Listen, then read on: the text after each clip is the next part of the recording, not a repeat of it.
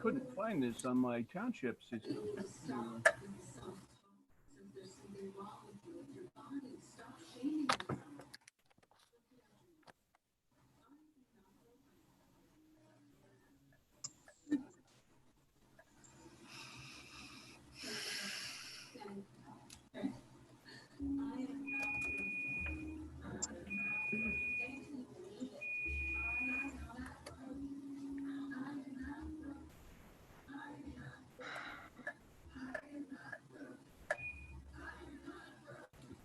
Oh, yeah.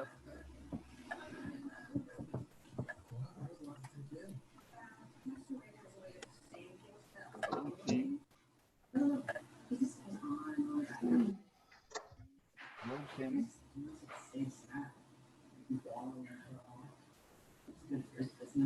Hello, Vanessa.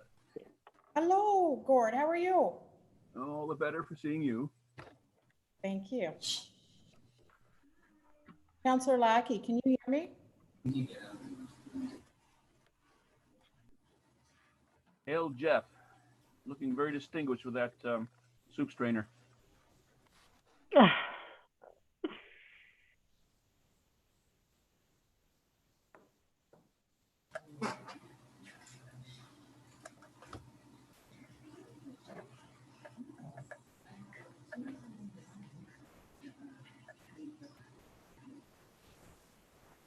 Oh, well. No.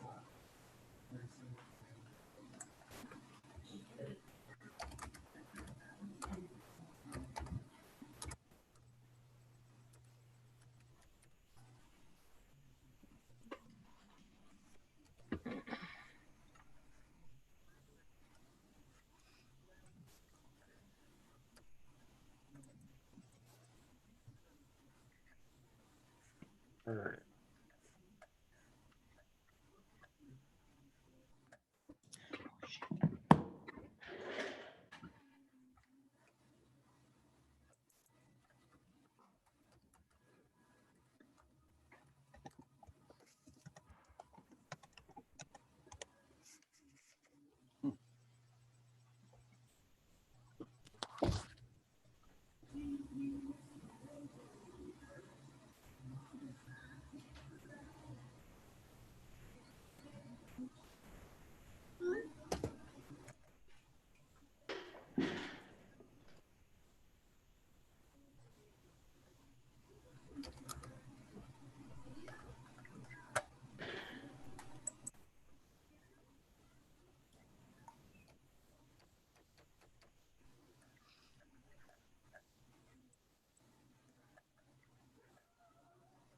Now I can put him on.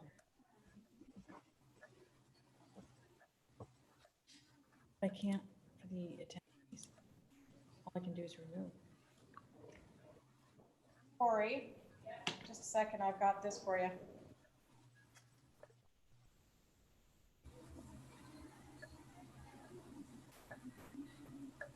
Jeff can't hear anybody. Eh?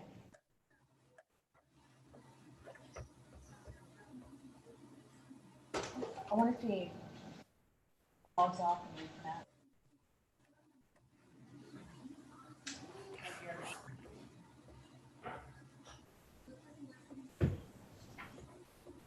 Jeff, can you hear anyone? May, June. Can you hear me? Can you hear me, Jeff? Jeff? No. Nope, she's not. Can you message him? Can you text him? Yeah, I'll message him and see. I'll go on my computer, but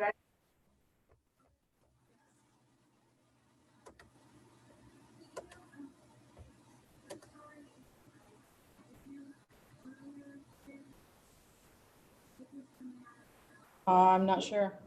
There we go. There you go. Did you have the volume turned down? Okay.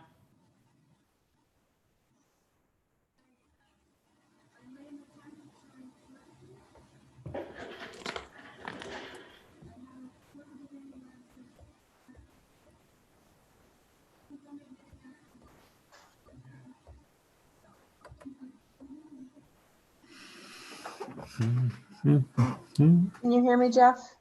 You got me? Gotcha. Well, okay, we're good. That's what you say. Well, I got nothing else to go on, so. What's going on, Stephen?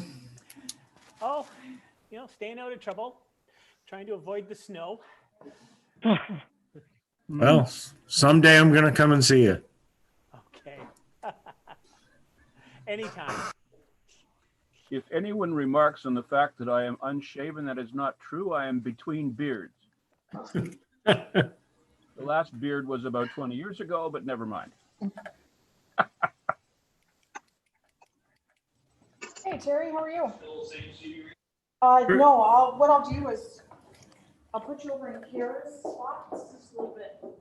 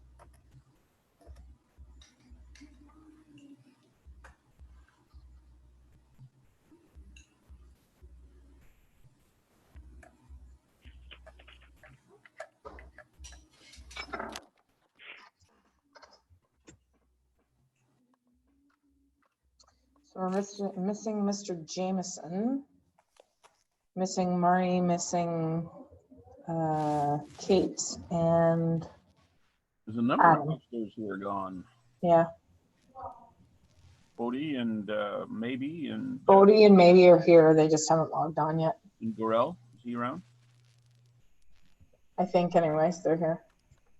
I'm sure that I heard them. I'm gonna send Brock a text, expect him to come screaming at treetop level.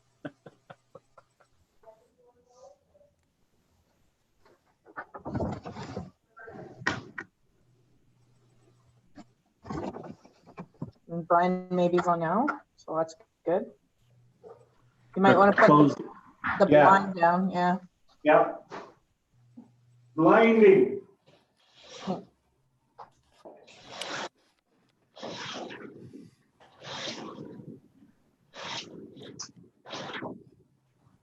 Better to see me with, you could say. There, Could say. it's much better now. Yeah. Seeing me and hearing are two different things though, right? Absolutely. Oh, yay. Councillor Olkey, good to see you there. Robin Biden here. Oh, there's the fire chief. That's good. Ah. Mr. Lawson. Hey, Jeff, you kind Hey, of. did you get a haircut? Pardon? No, Did you No. get a haircut? Me? no. I thought you were complaining last week you had to get a haircut. Yeah, I am. I do. Tina went to the bangs there on the weekend. Can you Oh, tell? there you go. Desperate times calls for desperate Yeah, measures. well, she's threatening to White do House more. wants more money for testing. Currently, 300,000 tests a day, but Harvard University researchers estimate the U.S. needs triple that. Is Mark, that what are you Mr. listening Jameson? to? Persuaded Americans Are you listening to the the news? White House even, and wondering how more of them will go back to work. To me? in schools. Yeah. Oh, no, I'm listening to the ball game. Oh, somebody's got the news on. Somebody's got the news on the background. Motors, facilities, in California, despite a 1967. growth. Oh, was it a very good year? That was a great year. I was 16. Yes. Lockdown and stay-at-home orders. Where do you people keeping all these documents? Unconstitutional. And he threatened to move the company to Texas. Have we figured out who it is, Madam Clerk? There is some COVID-19 Coming in the back? Russia too. You start muting us all. You'll find it. Number of infections in a single day, more than 11,000.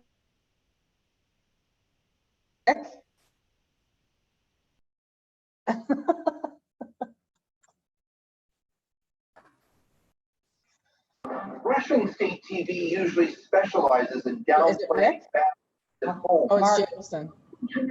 But strikingly enough these days, this program Investing in Delhi or News of the Week reported 12 Whatever you got turned on. You got something on in the background. We can hear it. Oh, the radio is on. We're listening to news of fresh disasters from other parts of the country.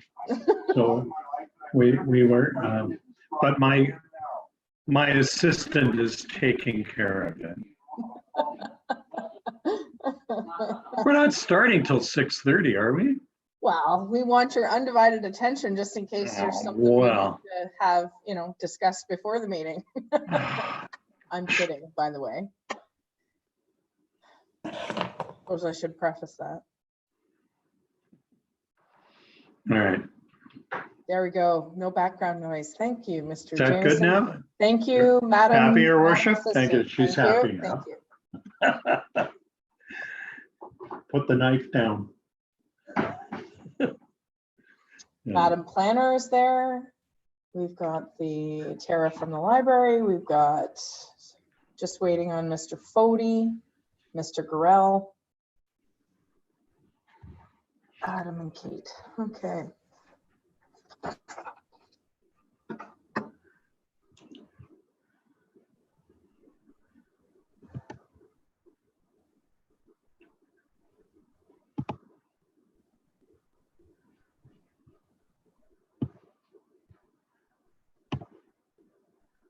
So, Chief, I see if I can unmute you. Can you unmute yourself or no? No, I guess we must. There we go. The fire that was in Gananoque on the weekend, was it a house or garage that burnt? Started in a portable ragtop garage type thing in the backyard, proceeded into the back end of the house and up through the wall into the attic. So it did cause some extensive damage. Everybody got out, everybody was safe. Oh yeah, no injuries. The stations 1 and 3 both responded in with GAN for manpower and saved the house, I guess. There was some extensive damage, but apparently it got going quite well. Main Street in Gananoque was blocked out by smoke. Oh. So it was quite extensive before they actually got the call.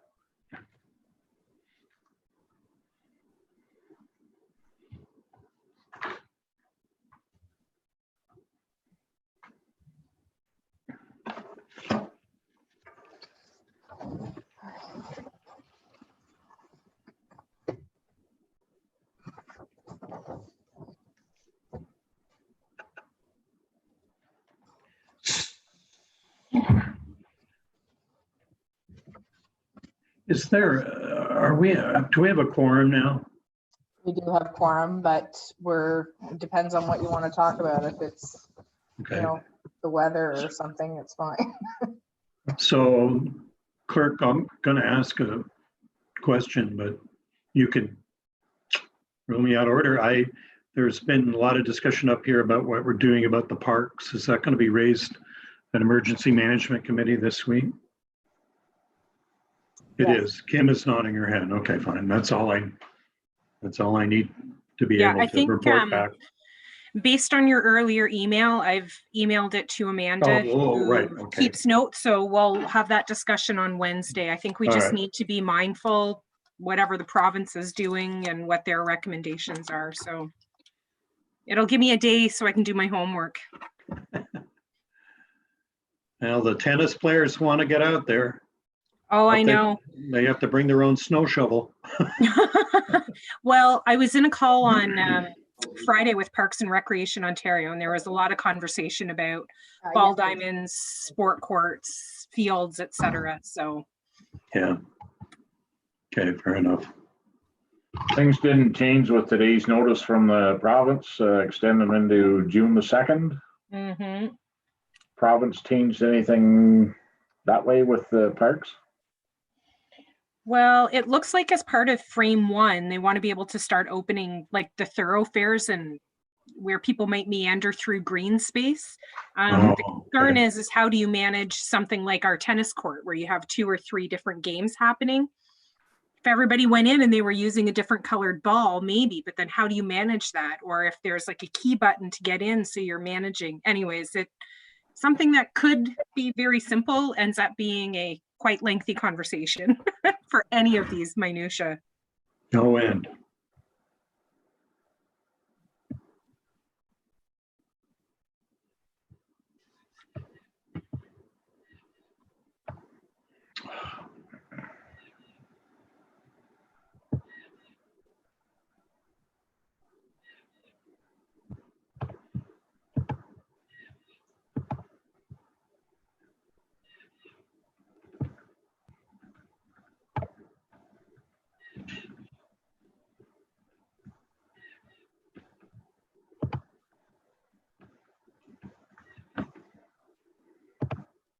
Have we gotten to broadcast yet, Vanessa?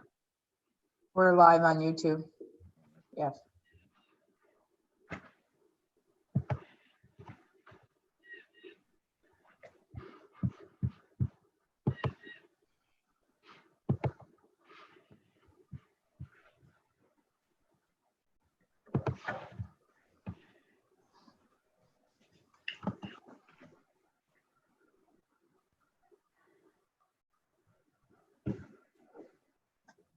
Now we get a bookshelf for Mr. Gorell rather than his beautiful painting. I vote for the painting.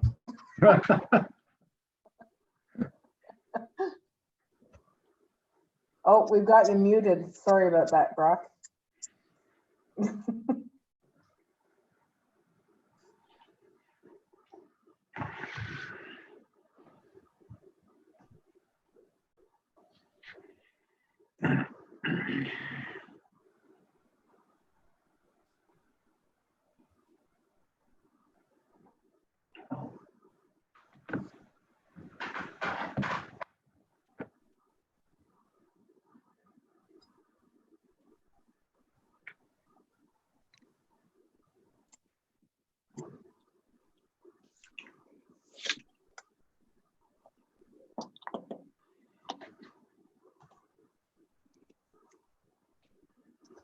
I guess we're only missing Adam and Kate now. Oh, no, we've got Kate. We're just missing Adam.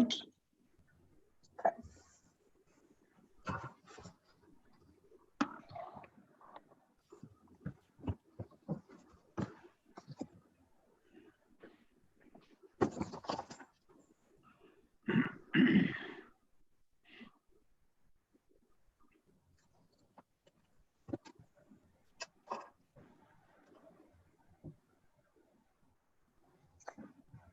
So Madam Clerk, when we have O Canada, you'll just play that and change that to the screen and then we'll sit back down. Okay, lovely, thank you.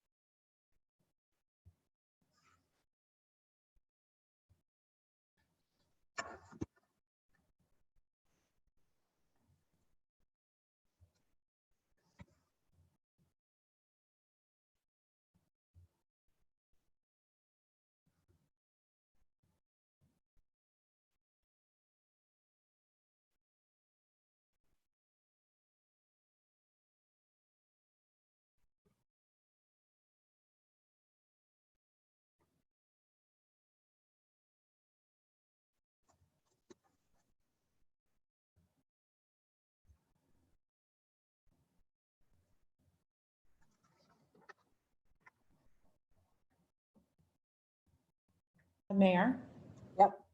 have the resolutions. Yes, I do. Terry came and brought them to me. Perfect, thank you.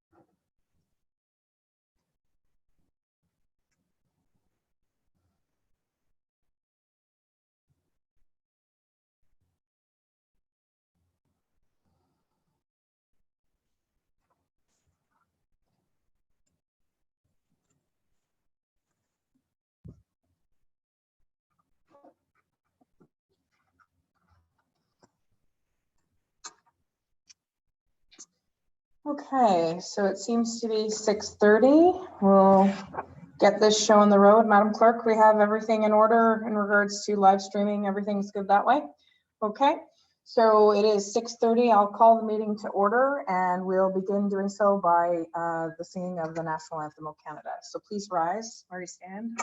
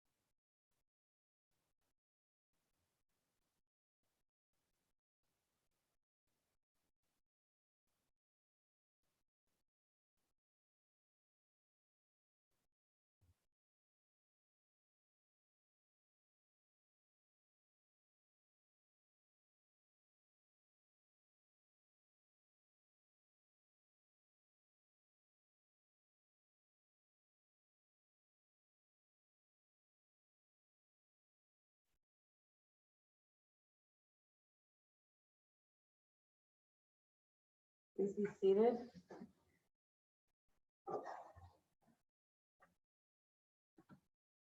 So I'll have you unmute the counselors for any declaration of interest, if you can do that, Madam Clerk. Okay.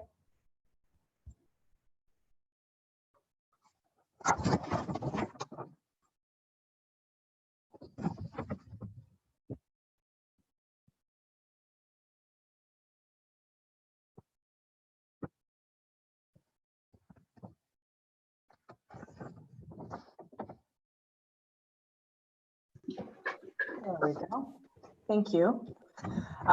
Does anyone have a declaration of a conflict that they'd like to declare? Please do so at this time. Hearing nothing from the council, I'll move forward. Before we go any further in the meeting, I'd like to remind everyone as we get underway that everyone will be muted with the exception of the chair and the councillors when required. When council members wish to speak, I can recognize you, and I would ask that you wait a second or two just before you start speaking to ensure that the microphone is turned on if we've muted you in case. Finally, I would like to remind council members that when we do the voting, that they clearly show their hand in the screen and leave their hand visible for several seconds until myself can verbally indicate the outcome of the voting. And for those people who are attending, your video picture will not be displayed. You will be muted and will not be able to unmute yourself. As this is a special meeting of council, there will be no questions or input from the gallery attendees. Just prior to the in-camera portion of the meeting, we will take a brief recess and staff will be removing those attendees so they will not have access to the in-camera portion. Once you are removed, you will not be able to rejoin the meeting. So with that, we'll move forward with the consent agenda. First motion on the floor is moved by Councillor Maybe, seconded by Councillor Foti, that the April 14th, 2020 council meeting minutes and the April 29th, 2020 special council meeting minutes be adopted as circulated / amended. Are there any errors or omissions in those minutes? Seeing none, I'll call the question. All those in favor of the minutes as circulated, please signify. 1, 2, 3, 4. Mr. Jameson, are you in favor? We're good? Okay, I've got everybody. Thank you. And that carries. Next on the agenda are information items. The community and business. Sorry, excuse me, Madam Mayor. Sure. Oh, Deputy Mayor Lackey. I apologize. Thank you, Deputy Mayor. Indicated that this was a special meeting of the council. It's quite clearly indicated that it's a regular council meeting. Oh, right. I apologize. But I guess the same rules apply in a council meeting. We don't have input from, I apologize for the saying that it was a special council meeting. It's a regular council meeting, but we don't usually take questions from the gallery during a council meeting. So that's why I read the snippet there. As far as information items, the two information items that are on the docket tonight are the Community and Business Services Report number CBS-015-20 COVID update. And the City of Hamilton resolution for support to regulate and enforce odor and lighting nuisances related to the cultivation of cannabis plants. The motion on the floor is moved by Councillor Maybe and seconded by Councillor Foti that the informations be received and filed. Discussions on either one of those reports or questions to be asked? I have Councillor Olkey. Do I have anyone else who's looking? Okay, so if I can recognize Councillor Olkey, thank you. I think perhaps Councillor Foti could best answer my question.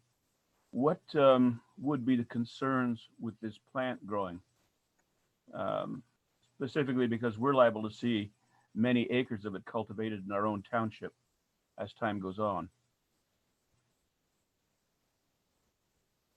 Councillor Foti, he can answer, and then we'll go to Director Venditti. Go ahead, Councillor Foti. Oh, I'm unmuted. You're unmuted. Thank you. Through your worship to Councillor Olkey.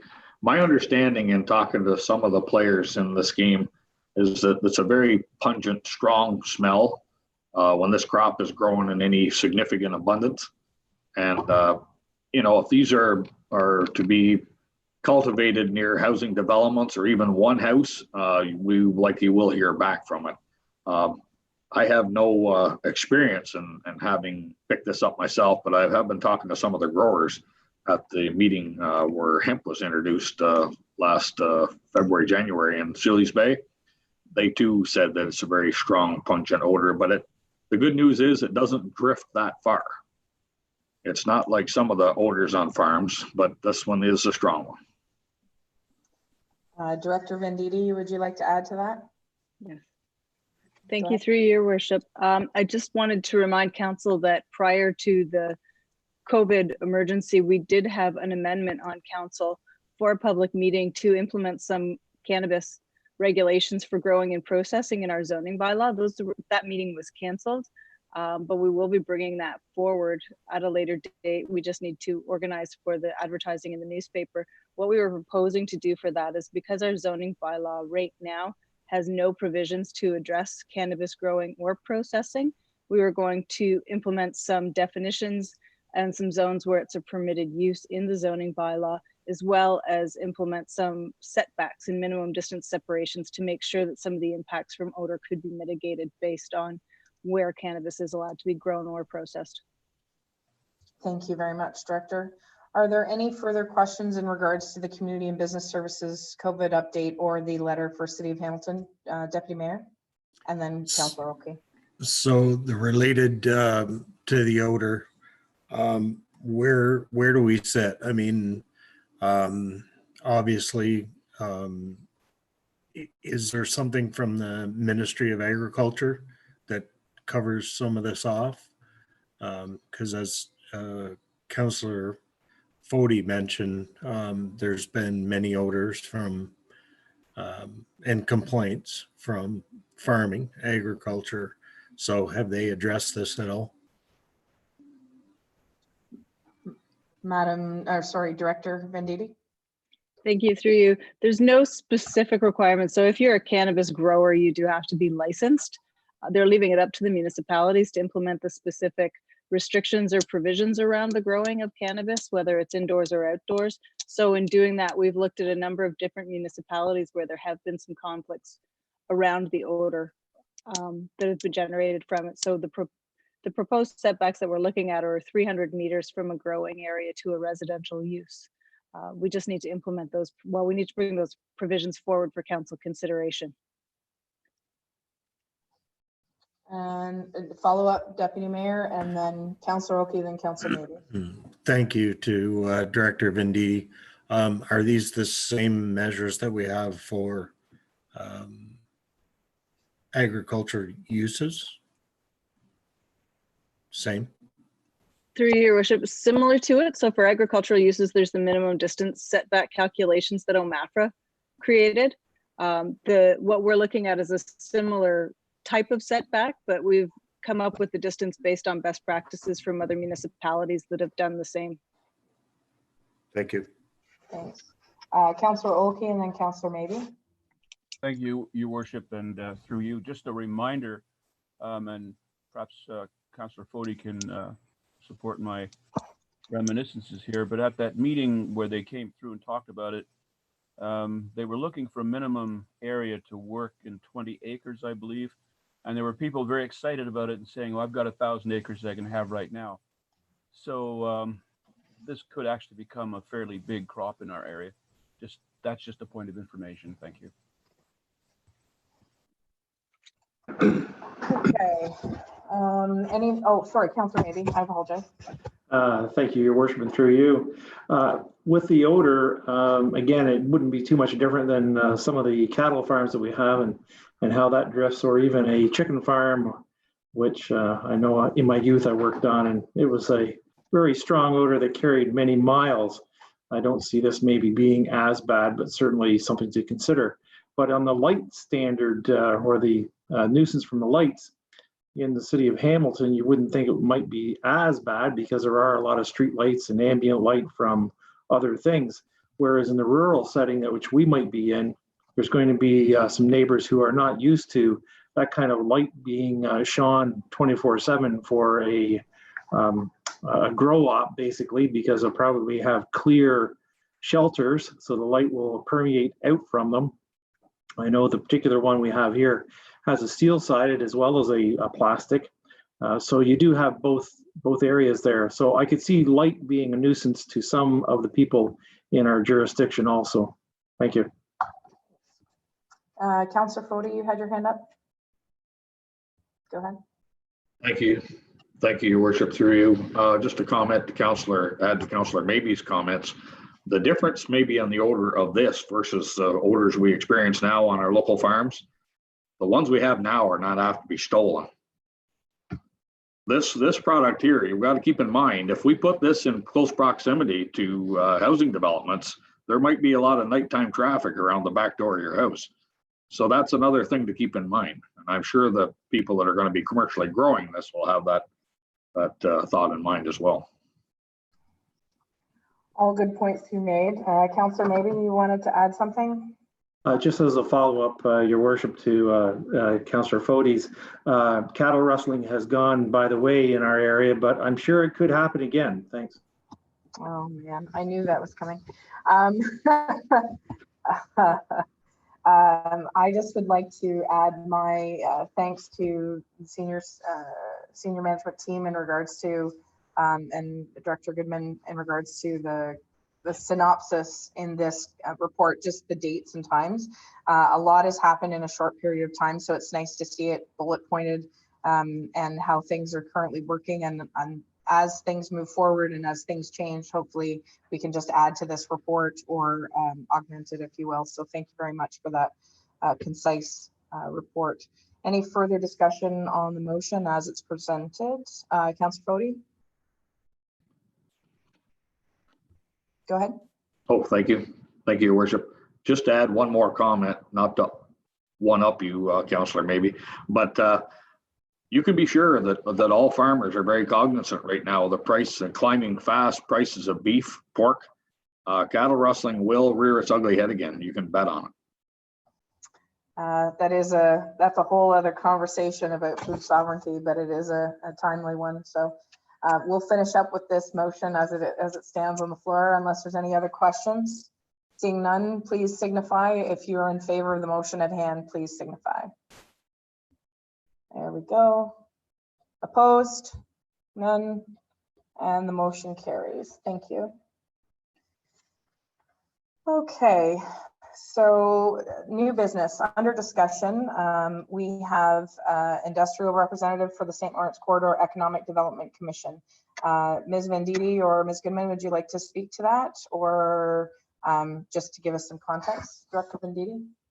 Sure, through your worship, this was placed on here. The current membership or the appointed member of the public that's on the corridor membership is appointed. It's George Horton, and his term expires at the end of June. So we wanted to bring it forward to council to recognize that we need to advertise for this position, or if there's any direction from council in terms of how they'd like to appoint this position. We were thinking that we would advertise it similar to a committee appointment and bring a report forward to council in June to appoint this individual. We just wanted to raise it as a point of discussion to see if council had any direction in terms of how they'd like to see that done. Thank you.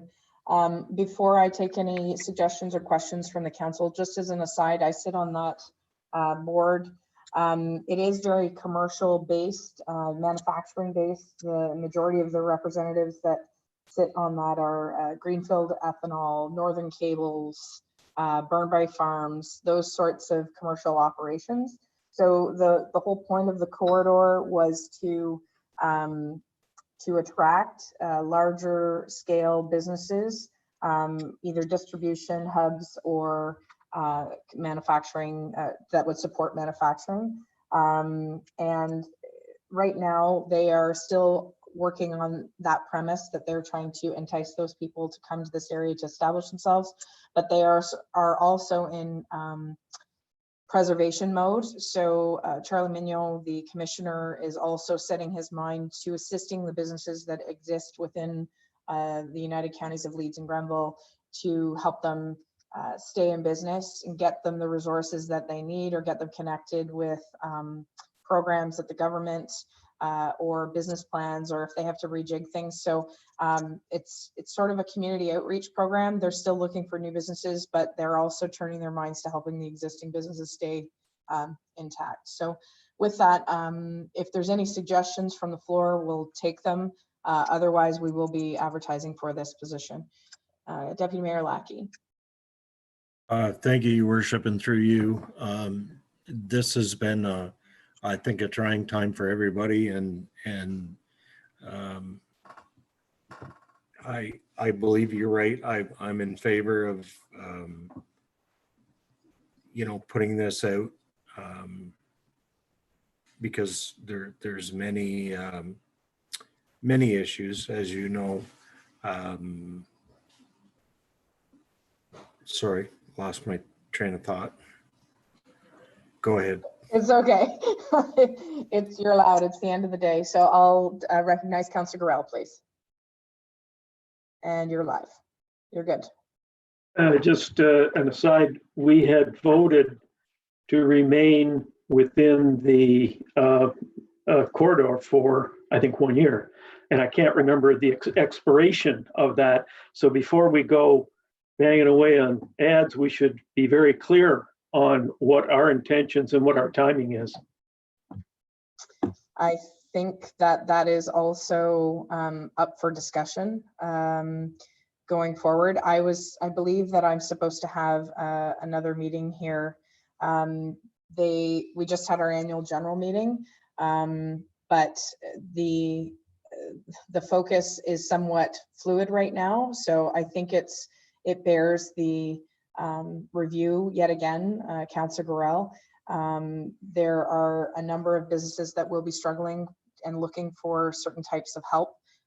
Whether that's advantageous to our businesses in our area, that is up for discussion. So perhaps we can bring that forward to the June meeting as well. Okay, Councillor Foti. Thank you, Your Worship, through you. So it's assumed business as usual, as Councillor Gorell said, pending our term on this committee to remain.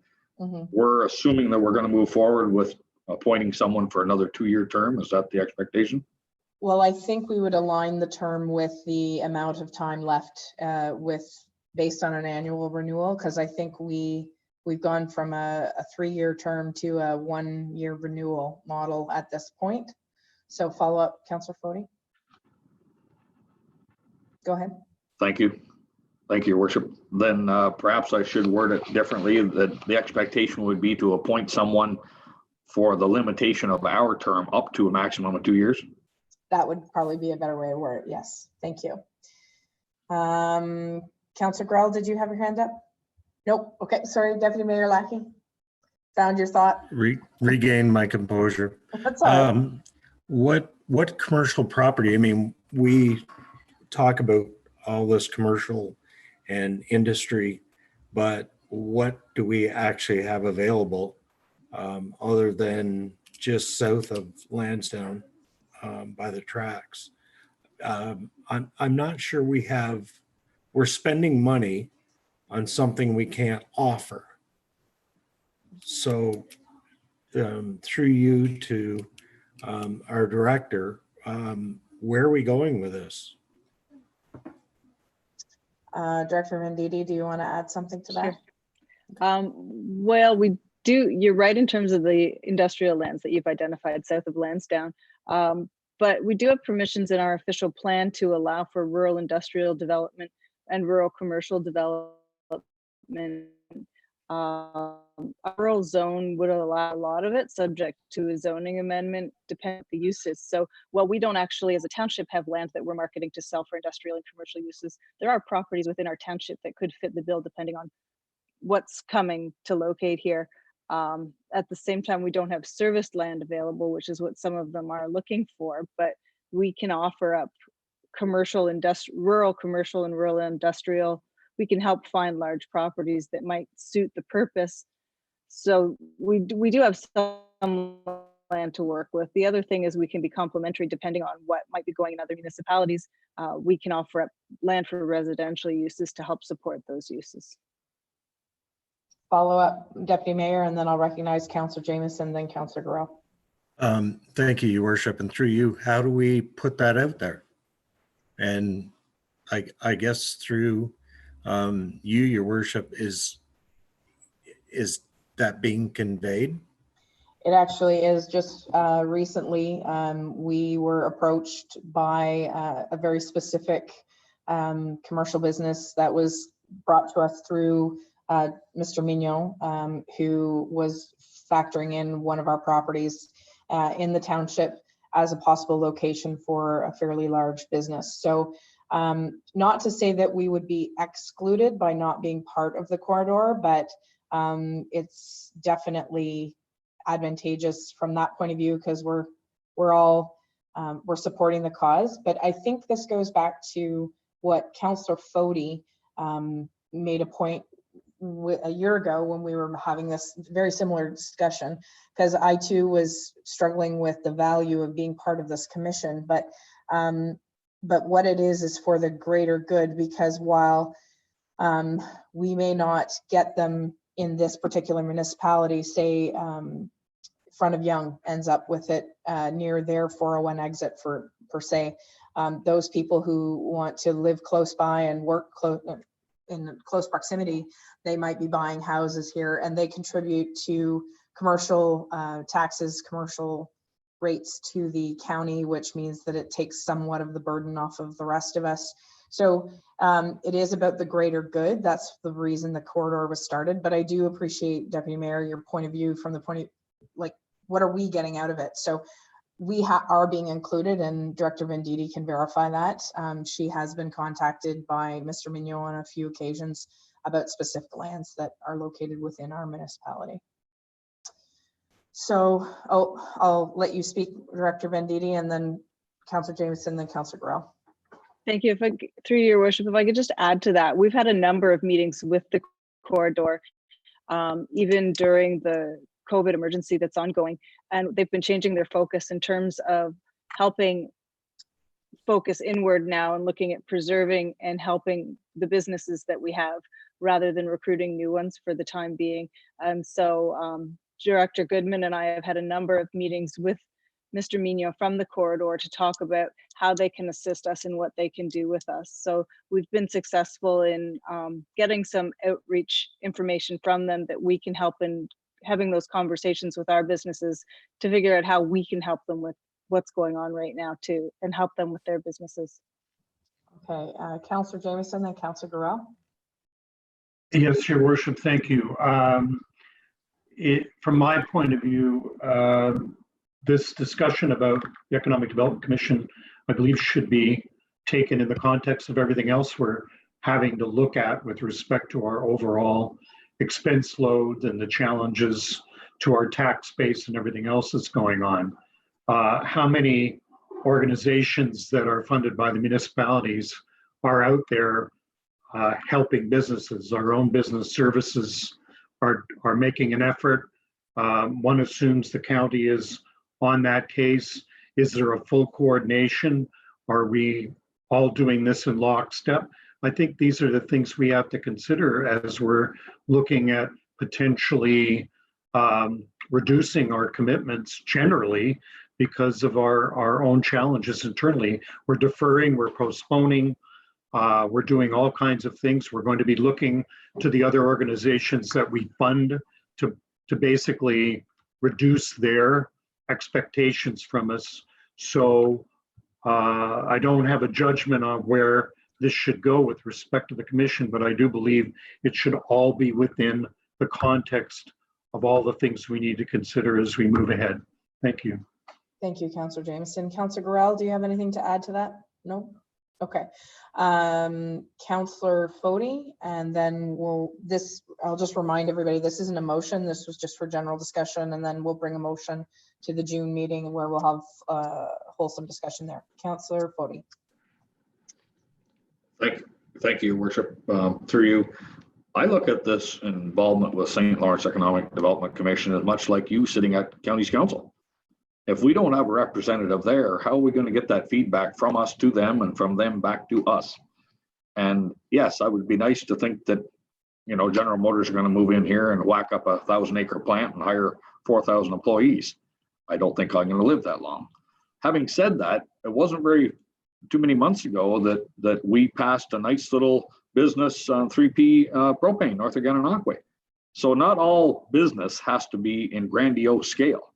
That business, when it's up and running north of Gan, is going to employ 7, 8, 10 people. So that's my only comment there. I feel we need to be at that table. Councillor Jameson's got a valid point. Maybe we can't afford to be half the places we want to be. Time will tell. Okay. Thank you very much. Okay, so the next, so there, just to tie a bow on that, there will be further discussion at the June Committee of the Whole. And as of June, we'll be going back to our regular scheduled meetings. So we'll have our Committee of the Whole the first Monday of June and our council meeting on the second Monday of June. And we'll have that, and hopefully we'll have some further information. I can work with the directors in regards to where the corridor is sitting, what they're offering, and what our commitment would be going forward and timelines. So we'll be ready for the June meeting. Next on the discussion list is the United Counties of Leeds and Grenville budget and lower tier payments. This has been on my plate for the last month. I've been looking at our tax received on the interim bill has been not too bad. Originally, we had thought we were down about 34%, but I believe the treasurer could give us a more well-rounded picture as of now. We're not doing too bad. I believe that we are close to where we were, if not exactly where we were last year around this time for received payments. But of course, the concern is going forward. The larger concern, I just received my package for county late last week, and I've had a chance to do my first review, and the overall general consensus is that county is business as usual. They're not taking the same steps, not to the degree that we're taking, about looking at budgets, whether it be capital projects, deferrals, or even transfer payments to reserves, that sort of thing, and overhead operating costs.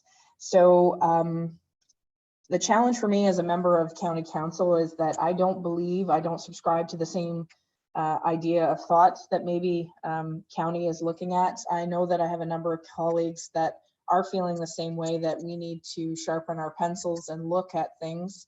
But maybe Director Tyndall, could you speak to some of the things that you've learned about on your calls with the municipal finance administrators, calls that you've been having, and some of the things that the upper tier governments have been doing in their respective areas?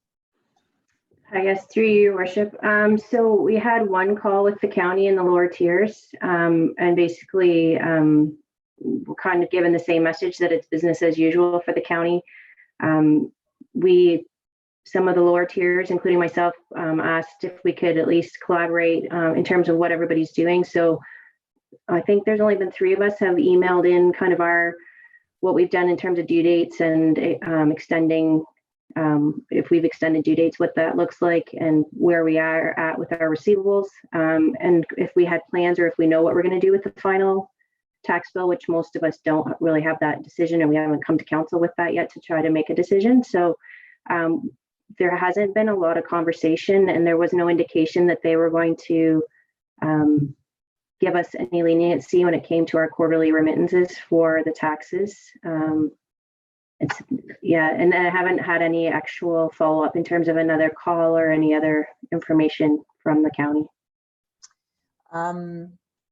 So just to bookend what Director Tyndall has said, the call that she had with county was business as usual. Nothing's really changed on our end, and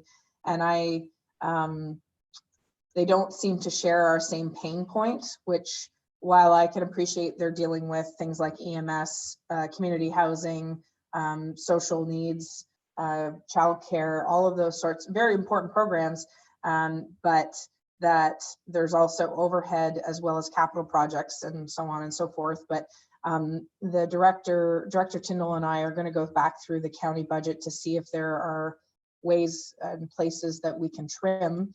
But I would be welcome to any suggestions from the rest of council if you have any questions or concerns or ideas where you might think they can make some changes. So, Councillor Jameson. Your worship, it surprises me to hear this again. I mean, putting aside that it's rather lousy optics on the part of the county not to be engaged in some sort of discussion about cost containment. Are they in lockstep with other municipalities? Are we the only one that is recognizing potential challenges down the road? I mean, the ones around us may dissipate to some extent, but from a business, commercial, and other collection opportunities may certainly change. Are other municipalities around us so far less aggressive that the message to county staff is that they can stand still? That's a question. I'm serious about the question. And it's a very valid question. Director Tyndall, you had a couple of, or you gave me a couple of examples from, I believe one was Essex, the upper tier in Essex, that had already changed their bylaws and how things had been paid. And there were some other upper tiers that have already proactively done things to assist their lower tiers and had been working more collectively in that way. So I'll let you speak to that, Director Tyndall. Through your worship, so on the Municipal Finance Officers Association, they had a couple webinars where they had examples. So an upper tier and a lower tier municipality, and I forget, honestly, I apologize, I forget which one, but it's probably the one you're speaking of, that they were going through examples of the types of things they're looking at. So where they're reducing operating, looking at staffing. A lot of them are reducing, obviously, summer staff, part-time staff.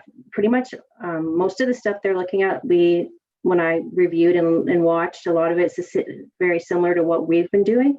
But the one thing that these ones that I watched on the presentations, they were meeting regularly. So the lower tiers and the upper tier would be meeting at least once a week, sharing where they're at, so they could be consistent too. So if they were deferring due dates, they would line up those due dates, those deferrals, so that each of the lower tiers was looking at the same type of program for the residents, so that it wasn't different in each lower tier, and just working together to try to figure out where they could mitigate cost, understanding that it is going to impact taxes payable for some people, and it's hard to understand, or definitely it's hard to understand that impact right now. But definitely there's some municipalities that are definitely more, I think, forward thinking like we are, and trying to be a bit more proactive to make sure that we mitigate those risks now instead of getting to the end of the year. And then I just don't want to see us end up in a deficit. So I think there's others that are definitely thinking the same way. There are some municipalities, when I've done some research online, that I don't seem to find the same type of reporting that we've been doing, where we've been trying to find these things, bring them forward to council. Like, I don't see that yet. So maybe they're just waiting to see what's going to happen with their final property tax bills. But again, it could be too late, because once you get a really good handle on the collections in the fall, then how do you save when you only have a month or two left? So I definitely think we're being proactive, which is great, because I just don't want to see us end up somewhere that we can't get out of at the end of the year. Thank you, Director Tyndall. So really, I would ask that if you have the time, and I will circulate it, there is a report going to county, my special county council meeting, which is Thursday. They have alluded to some small gestures, which was things like what Director Tyndall spoke about, which was seasonal staff. But other than not hiring seasonal staff, they weren't really talking about anything else. And they certainly weren't talking about deferring any projects. Only keep in mind, only 40% of the budget that happens at county comes from the lower tiers. The 60% comes from the province and transfer payments. But nonetheless, the county has 34 million in reserves that would be helpful if any one of us, any of the member municipalities, were struggling to help cash flow things if need be. But my hope is that before the June committee of the whole, because we're going back to the same schedule as usual at county in June, and my hope is that at that point in time that I can go to that particular council meeting with some very specific questions. I'm going to work with our treasurer to gain those, put those together, and I believe that our treasurer has been speaking with some other neighboring municipalities, their treasurers as well, to get a handle on things. So Councillor Fody, you had something to add? Thank you, Your Worship.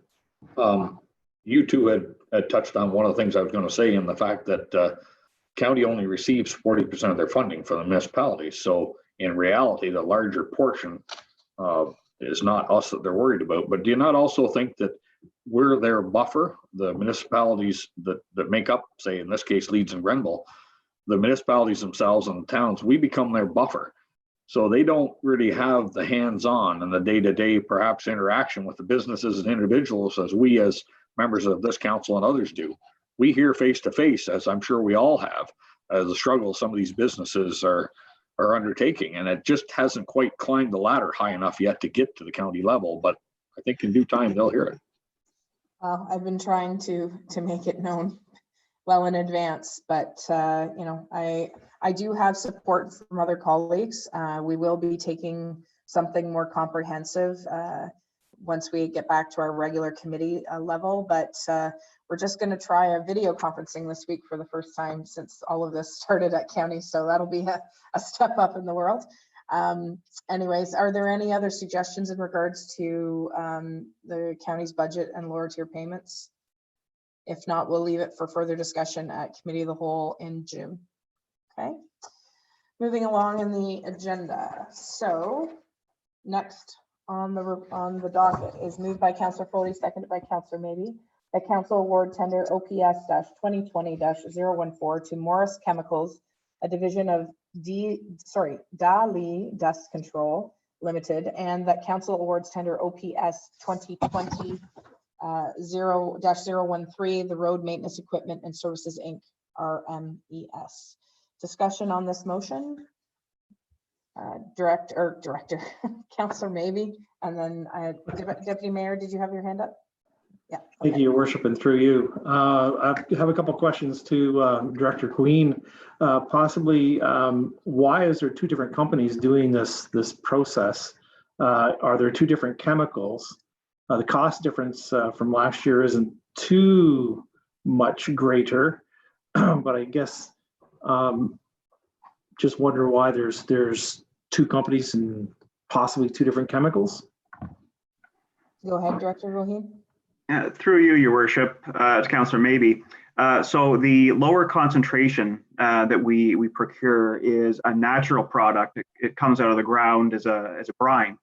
And so that's RMES. They provide that to us for the dead end roadways and some of the lower volume roadways.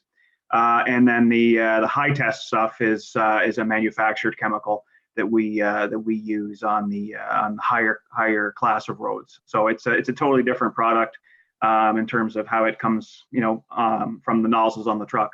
But the lower concentration stuff is available from that one location, somewhere near Peterborough or something like that, where it naturally comes out of the ground.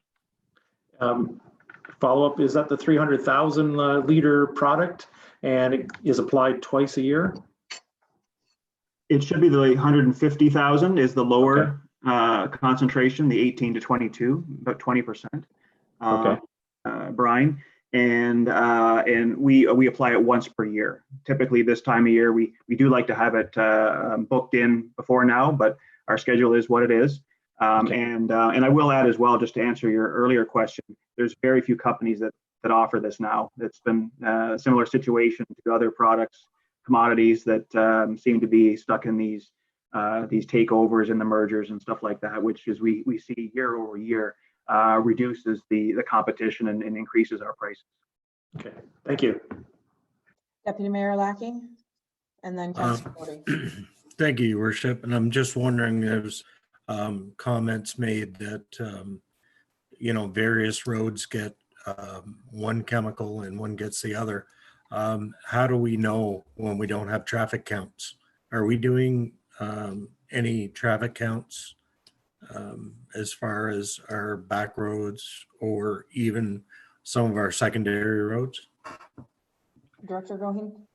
Thank you, Your Worship, through you. So we're selecting the roads for the different treatments based on the knowledge of the manager in the department. The report that'll come next will talk about having some updated counts throughout the township. We do have a few counters, and we've never deployed them. We've charged them up a few times, but it certainly, if we're able to get some of those deployed this year and figure out how to use them and that sort of thing, then we'll certainly start to gather those counts. But our sense is that this year some of those counts won't be as accurate because we're just not seeing the people out on the roads that we might in a typical year. So we have to be a little cautious about the where we're placing these, and that the data will be accurate and useful for us. Okay, Councillor Foti, and then Councillor Maybe. Thank you, Your Worship. Through you to our to Mr. Goheen. When you look at the price differential here on the lower quality, if you will, or less sustaining, why not, in the case of our financial situation right now, why not take the lower quality grade and apply it twice? If you took your 300,000 liters and applied it twice at the lower cost, you would end up a little over 44,000, 44.5, we'll round it off. Adding that to what you planned on doing on the lower or secondary roads, you would still end up with a total of less than 67,000 compared to our 80 now by using both chemicals. It's just a little math game I played there the other night at home. Your Worship, through you, there's a component to the program that isn't really being shown with these tender awards.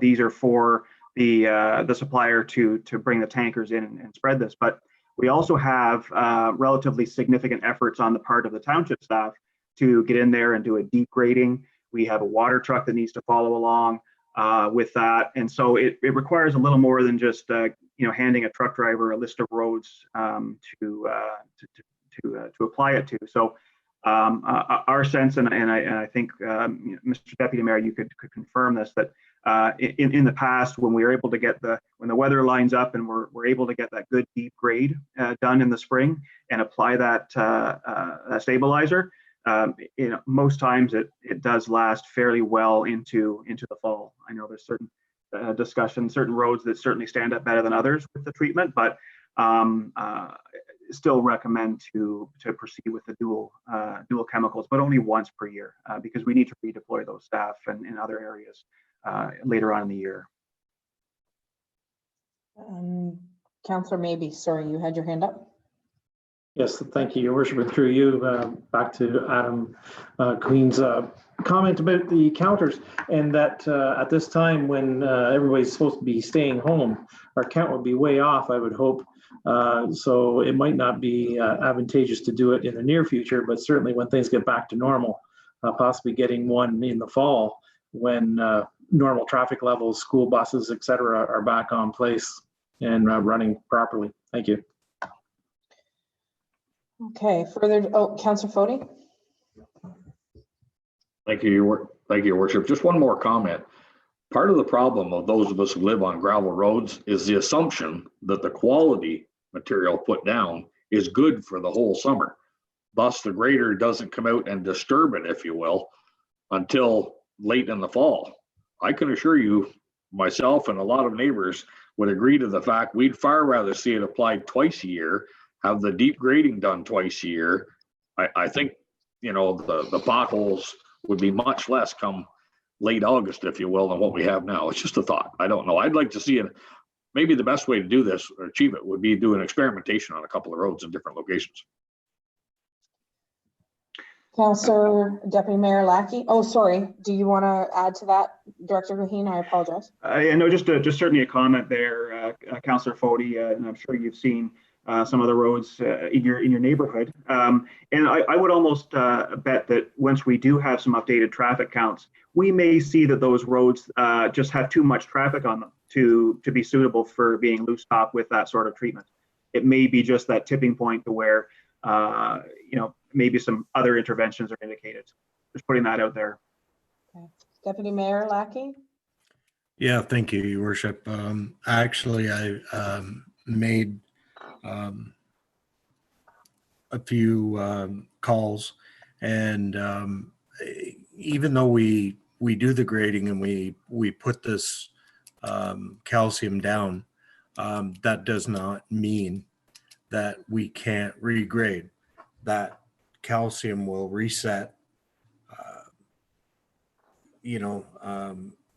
so it's not a one-time deal. I'll go to Adam for his expertise, but as far as I know, that we can regrade roads in the middle of the summer, and the calcium will reset. Okay. Any further questions in regards to the motion that's on the floor? Seeing none, I will call the question for the award of the tender OPS 2020-014 and OPS 2020-013. Any further discussion? Seeing none, I'll call the question. All those in favor, please signify. All those opposed? Carried. And it's carried unanimously. Okie dokie. Thank you.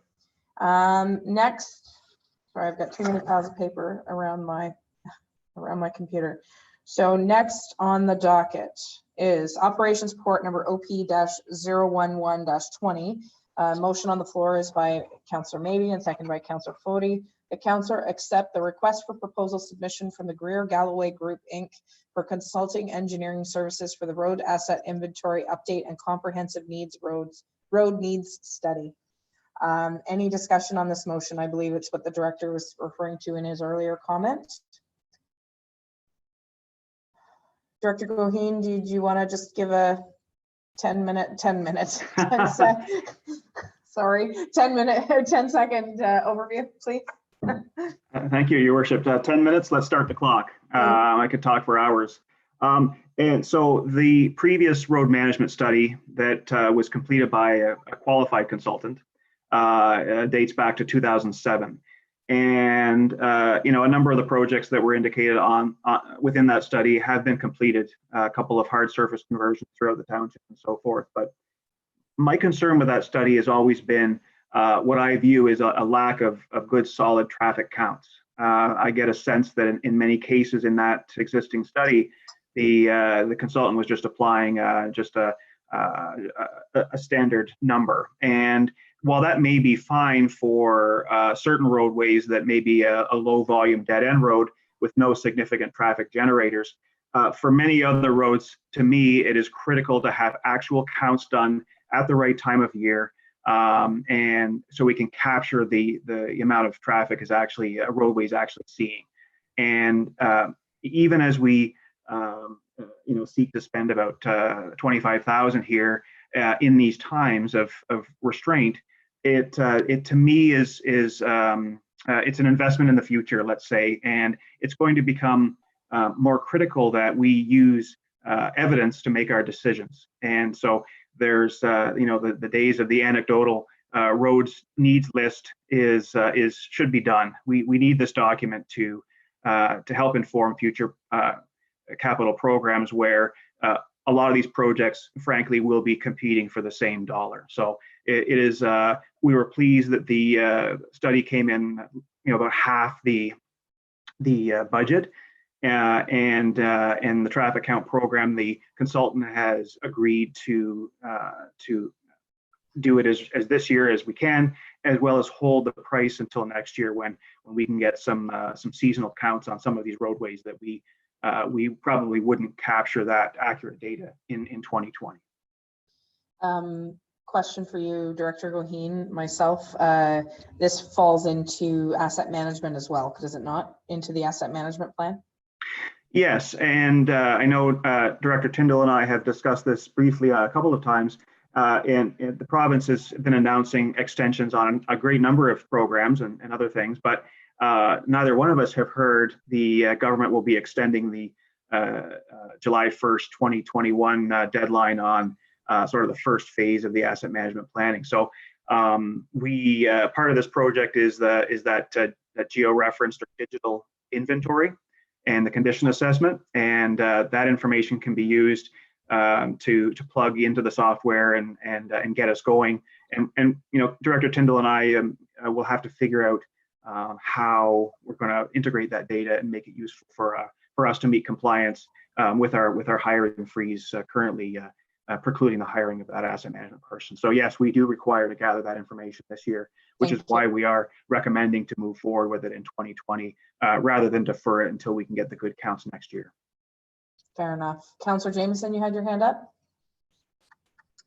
Or I do have a request of our director in reviewing this earlier and now, first of all, he mentioned it, that this particular study of any kind doesn't appear to have been done since 2007.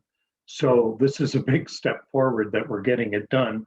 I hope that in the course of the recommendations, we see how often this should be done to make sure that we stay up to date, partly because the changes in the condition of the roads in 13 years at this stage, particularly with the climate challenges we face, should look at it a little bit differently than looking at something that's 10 to 13 years before we do it again. And I appreciate it's going into the asset management bundle, which I think will be helpful for us. The other thing that I spoke to the director about was there is a little bit of a rumor flying around that this study is going to take in the discussion of the private roads. And my understanding is that it is not taking the discussion of the private roads into this particular situation. And I would hope that we make sure, if I'm correct, that publicly we're making sure that people on private roads don't think we're moving in a direction where we end up taking up the control of private roads. And I say that as somebody who lives on a private road. So I'm not proposing it. I just want to make sure we're clear with residents that this is to deal with the 300+ kilometers of roads we already own. Thank you. Thank you. I think it does speak to that specifically, Director Goheen, the 323 kilometers of road that we already have. So I believe that is only that's only what it's covering. It's not including any private roads, correct, Director Goheen? Thank you, Your Worship, and through you, or to you, I guess I should say. So according to the information, and it's in the report that the United Counties had provided to us in terms of the road network, I was surprised that there were as many kilometers of private roads in the municipality. So it's almost a third over again of roadways. So yeah. Councillor Jameson, we've discussed this. You're correct. This is certainly not going to open the door in any way, shape, or form to assuming those private roadways. As you're aware, many of these roadways would need to be brought up to a current municipal standard, which we're talking, as we've seen in La Rue Mills and other roads that we've converted, hundreds of thousands of dollars, almost on a per kilometer basis. So I think it's prudent for us to take a look at what we have currently, in municipal network, and find out what condition it's in and develop a plan for it without even thinking or looking for what we could be adding in. That wouldn't be my recommendation, certainly at this hour at all. Okay, good. Deputy Mayor Lackey? Yes, thank you. While that report is somewhat aged, there was no action taken upon that report. That was through Greer Galloway as well, and I know that report is somewhere on the shelves in the municipal building. Some of that is valid, very valid. We did action some, but I think Adam would agree that we can look at some of that from 2007. I didn't think it was that old. Didn't think I was that old.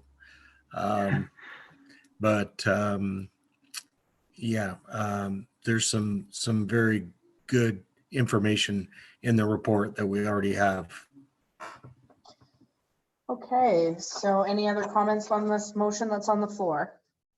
Seeing none, I'll call the question. All those in favor of the motion at hand, please signify. Hands up. 2, 3, got it. Opposed? None. Unanimous, and it's carried. Thank you. Okay, next motion on the floor is moved by Councillor Foti. Seconded by Councillor Maybe, that the council receive finance report number FN-013-20 dated May 11th, 2020, and that staff proceed with the changes as directed by council. Any discussion on this report presented by the finance department? Councillor Maybe. Thank you, Your Worship, through you. Again, one of the statements in it is 16 days after the end of the emergency, and since our Premier has held that till June 2nd now, at this point, it puts it close to the end of June for any tax arrears possibly. And in saying that, the tax arrears are pretty fair, and alluded to earlier in our meeting that the taxation dollars have been fairly steady to what even last year was. So we're actually in a pretty good state compared to what we were fearing. So it's always good to have. But so we're looking at toward the end of June before taxes become due again then. Right.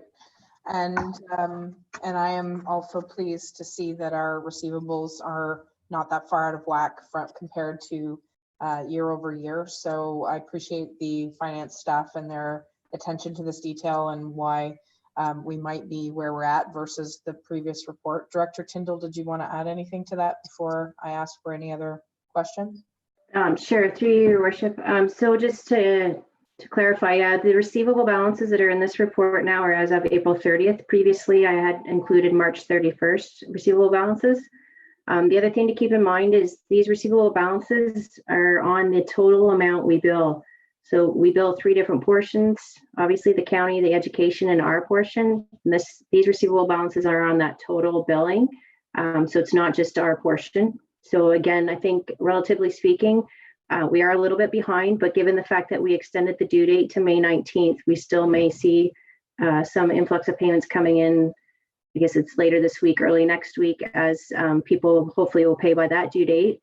And then our final tax bill will go out in, I believe, in August, and is typically due in September. And that's where we project that there could be some more significant impact for people that have perhaps lost their job or been laid off temporarily through this pandemic. I also included a note there on the utility receivables. Again, we deferred the dates on the one bill. So the one bill was deferred to June 1st. So we're a little bit behind there, but again, I think that we will hopefully likely see that kind of catch back up as the June 1st date arrives for that due date for the utility bill that we deferred. Thank you, Director Tyndall. Any further questions on this report? Councillor Maybe, and then Councillor Jameson.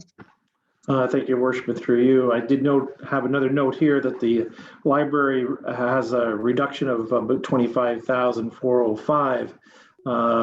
Kind of went through the numbers a little quickly there and kind of wondered whether there were more reductions or potentially more reductions there. And I know we just got a new updated financial document today on that, which I have not had a chance to go through, but I did have it down as a note and wondered if there were any more savings to be had there. Tara, would you, Ms. Mendez from the library, yes, do you have anything? Yes, okay. Absolutely.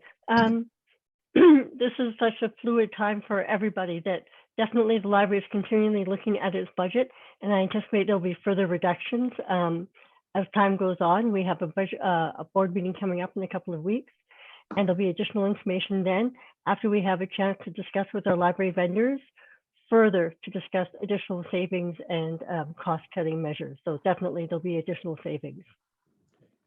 We are truly in this together. Thank you. Yes, we are.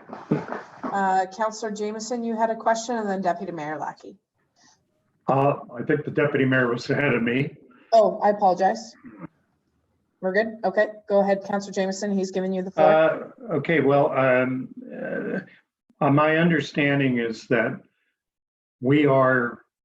this is not I'm doing what Deputy Mayor did. I'm losing it for a second. This is not a motion on the floor to pass a financial budget. Some of the things that we're dealing with here are things that we have seen in some detail, and we're simply validating the approach that our treasurer is taking with the internal costs. That is my understanding. But in this appeared the library note. And also today we received a spreadsheet, not a budget, but a spreadsheet from the library. And when I say spreadsheet as opposed to a budget, I mean a budget would have previous years and comparatives and do all that, which it doesn't. But we noted that there's a $53,000 change in position in the library with respect to last year, which means money comes back to us. So we're in a bit of a state of continuous flux. And my numbers tell me that the budget, if we were to pass a budget today, would be more like 380,000. But we're seeing a different request on the table, even though there's 411,000 less 25,000. So if this is not a money budget to pass, I think we need to defer the discussion about the library until there's some clarity in the numbers, because they seem to be, and again, we only received a breakdown in a spreadsheet today. There isn't enough information to pass anything. And that's why I'm asking. I want to make sure that by accepting this report, we are not passing something. Thank you.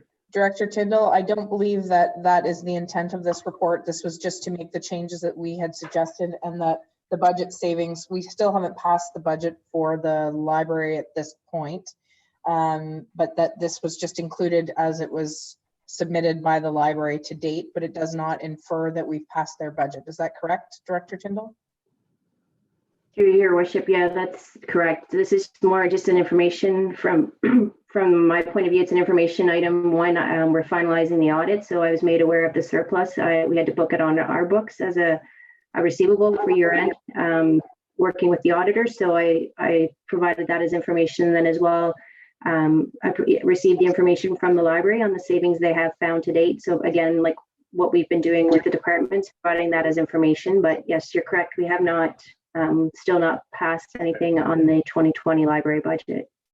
And if I'm not mistaken, that will come to the June meeting for final review, if you will, I believe. Is that correct? Through your worship, I know they're bringing their business plan, I believe, in the June meeting. So I think that was the thing. So we were going to look at the business plan, and then from the business plan, then refer back to the budget and just make decisions going forward. Does that answer your question, Councillor Jameson, or there's mud? Thank you, Your Worship. To the extent that we're not doing anything tonight, but if we're looking to a June presentation of some kind, whatever constitutes a business plan, I know I, for one, will be looking for a multi-year comparative to try to figure out what has gone on before the last 2 or 3 years, going back to 17, 18, as well as 19 and going forward with 20, because the numbers keep changing. A year ago, or whenever it was, we were sworn in. That was 15 years ago, I think now.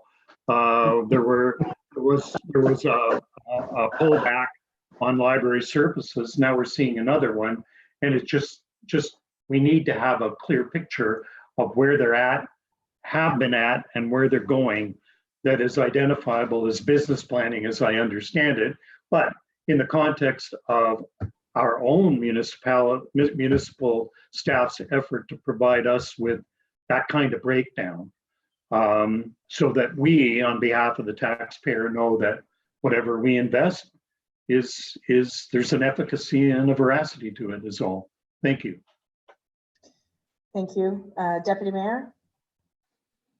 Thank you, Your Worship. My question was about the reserves and the fact that we did, as Councillor Jameson mentioned, we did take back some reserves, or they were given back to us.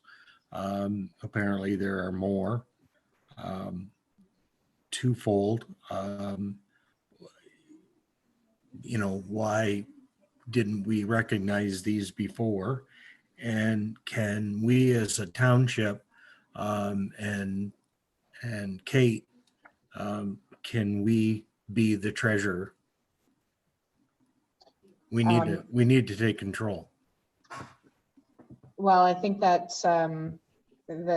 Tara, Ms. Mendez can speak to the fact that the library board has been working on trying to bring forward a budget. I did have further discussion with Director Tyndall actually today in regards to communication on the finance things. It does seem to be, we asked for something, you know, Tara brings it to us, which is fine, but then it's a back and forth thing. But the reason the surplus came forward is because the audit was being done with books. Director Tyndall, you had mentioned that in your previous life as a different treasurer in a different municipality, you attended the board meetings and you helped basically shape some of the financial policy at that level. Is that correct? Yeah, through your worship, I think that we might be able to work on improving some of that communication with the library and the finances, so that maybe I can just be a little bit more in tune with what's happening and maybe provide some assistance. I mean, I'd be open and happy to do that. With respect to the reserve funds, they did return money this year. Sorry, I'm talking 2019 because I'm still working on the year end, but they did return money in 2019 that had accumulated, I believe, related to facilities. And then they do have their own reserve funds when it comes to technology and like a working fund type reserve fund, which I believe they may collect donations, and Ms. Mendez, I'm sure, can speak to that. So, and that will actually all come forward next month when I bring the financial statements, and the library is consolidated in with our financial statements. So we'll be going over all of those numbers in June. Okay. Deputy Mayor, you have something else to add?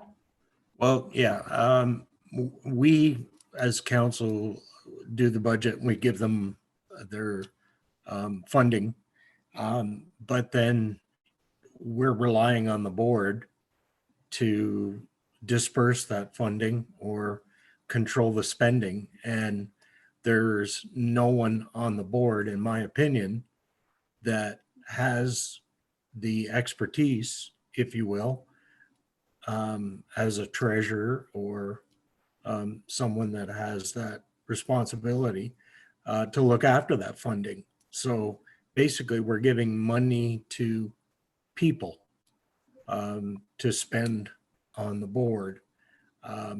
That's my issue. I would like to see that there's someone there that's got some expertise in the field to look after that funding. Well, I think that based on the conversations, like Ms. Mendez referred to, the board is meeting again this week to talk about budget impacts and, as she said, fluid things. But as per the conversation that I had with Director Tyndall, I think it would be helpful for them to have someone with Kate's background, as you say, Deputy Mayor, that might be there to help them sort out the financial aspect of things. And if we're involved with helping them frame things, then it'll be easier come audit time, because that was a pleasant surprise, if you will, that we will receive approximately 53,000 back from last year. But then it speaks to this year's budget and how that applies to this year's budget and those sorts of questions. But I don't want to get too far down the rabbit hole here, because it will be coming back to the June meeting for further discussion, both from the business plan point of view as well as the audit. Director Tyndall, you're bringing the final audit to the June meeting, that's correct? Yeah, well, yes, the auditors will be attending the meeting virtually, and we'll be going through the year-end audit and the financial statements for your approval. So we can have a wholesome discussion in regards to the finances at that point in time. Would that satisfy the council? Yes, no? Oh, I can't hear you, Deputy Mayor, sorry. Sorry, I think Gord had a comment. Oh, I apologize. Gord, did you have a comment? Yes, Your Worship. The library board has gone through some pretty powerful head crashes over transparency and lining things up. And the deputy mayor is quite correct in that the level of expertise in managing finances there is probably less than required.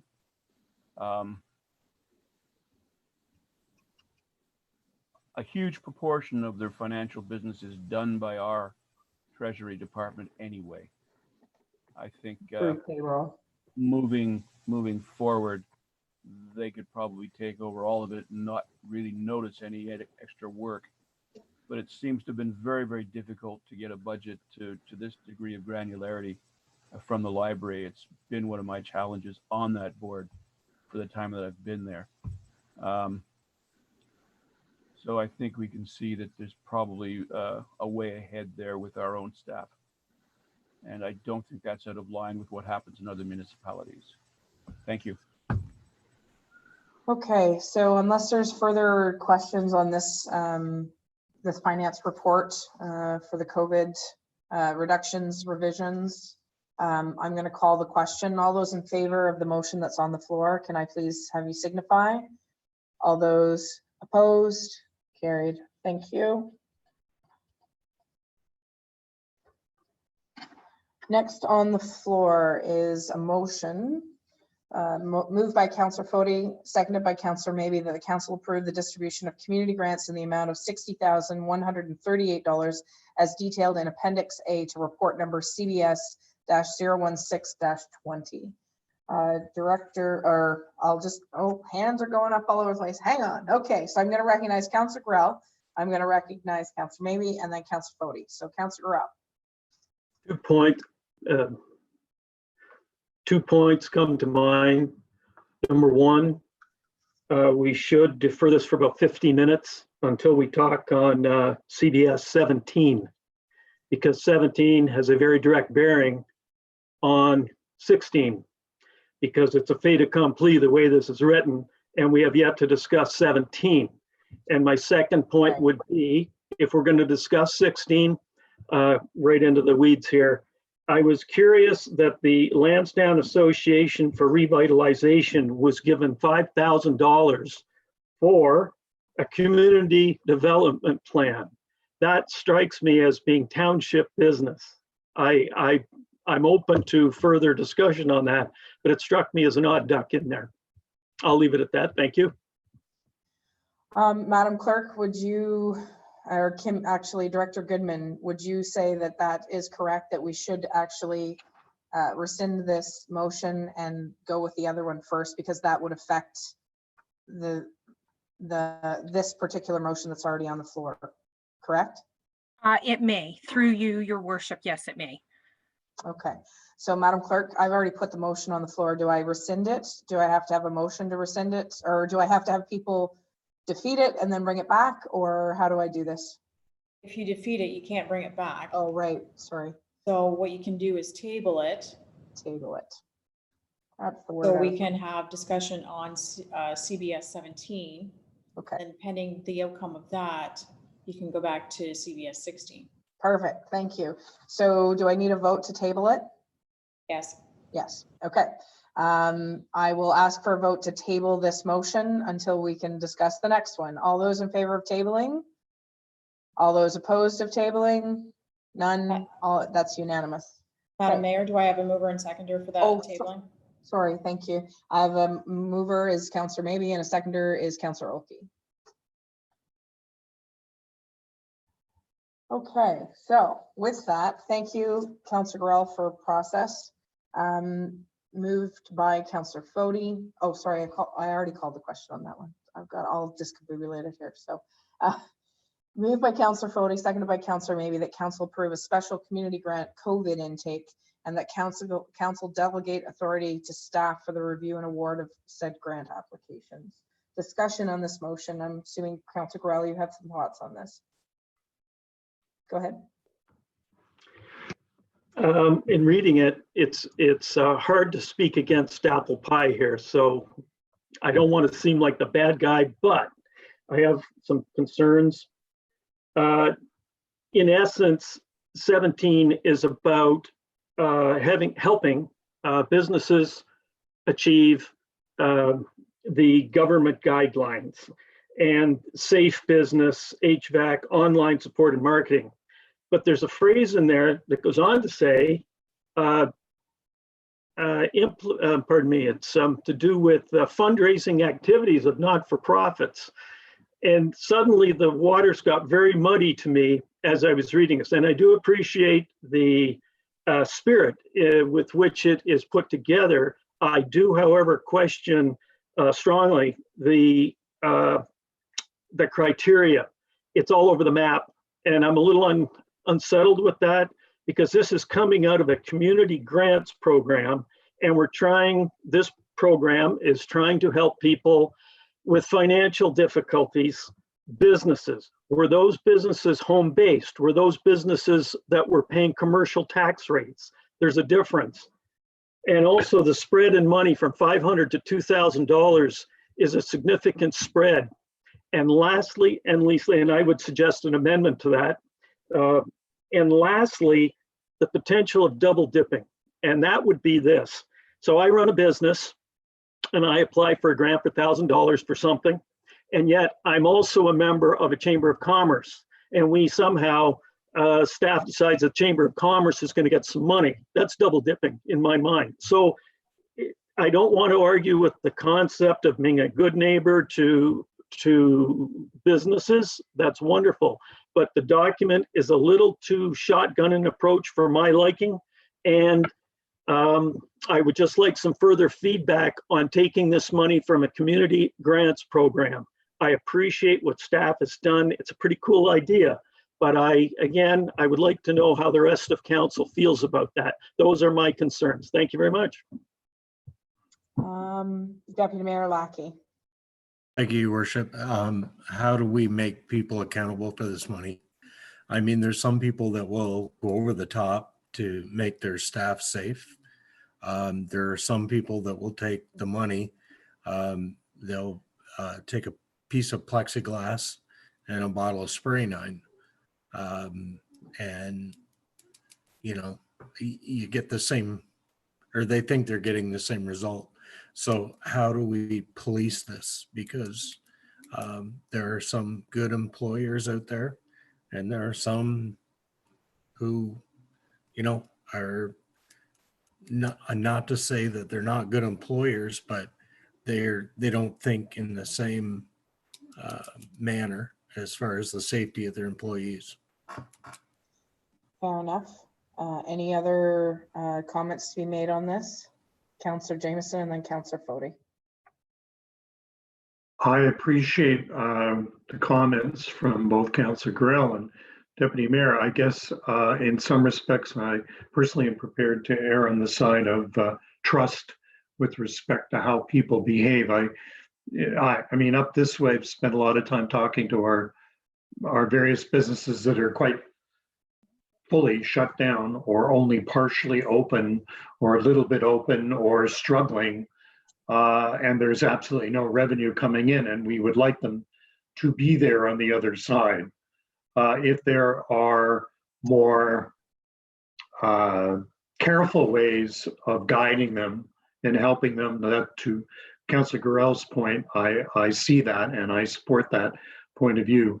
But the spirit of it is fundamentally important. But I think not only the spirit of it, the reality of need is there in order to get these people to a point where the cash hopefully begins to flow again. And I'm actually an optimist by nature, but I think this is going to be a long and very deep hole from which our business community, our small business community in particular, is going to be climbing out for a very, very long time. So I take the point, but at the same time, I'd rather take a little risk here and there than lose the opportunity to lend a hand. Councillor Olkey, you had something, Councillor Olkey? Okay, sorry. Thank you, Your Worship, and through you. There are some businesses that on their own have gone ahead and put these protective measures in. There's a little bit of a sense perhaps of favoring some businesses over others with this. Although I think in the spirit of community generosity, most of that could be overcome. The thing I would suggest is that if people came with a comprehensive plan, perhaps based on some guidelines, some of the suspicious aspects of this could be mitigated. And beyond that, I agree with what my colleague, Councillor Jameson and Balcony Buddy has to say about it. Thank you. So Councillor Foti, and then Councillor, maybe you had something to ask as well? Okay, so Councillor Foti. Thank you, Your Worship. I would like to hear from our Director of Community and Business Services, and because I know one item in particular here, for instance, the turkey fair has been canceled. So how current are these numbers? I know they have to be compiled ahead for a meeting, but there's one instance. But I do concur with Councillor Gorell that when you read these two proposals, there's definitely a dovetailing, to quote Your Worship, of what's going on here. And we got to somehow separate the two, just as Deputy Mayor had indicated, so there isn't any double dipping, if you will. But I like what I see on both, but somehow I would like a little more clarity myself. But I'd like to hear our Director of Community and Business Services weigh in a little bit here, so maybe we could get some clarity before we go any further. Director Goodman. Absolutely. Thank you. And through you, Your Worship. There's a whole pile of notes I've made here, so I will do my best to address them. But I would like to preface this that really it's a happy accident with the amount of money that we have left over from the first round of intakes. I don't think that our recommendation would change from report number 16. In fact, if anything, it would go down.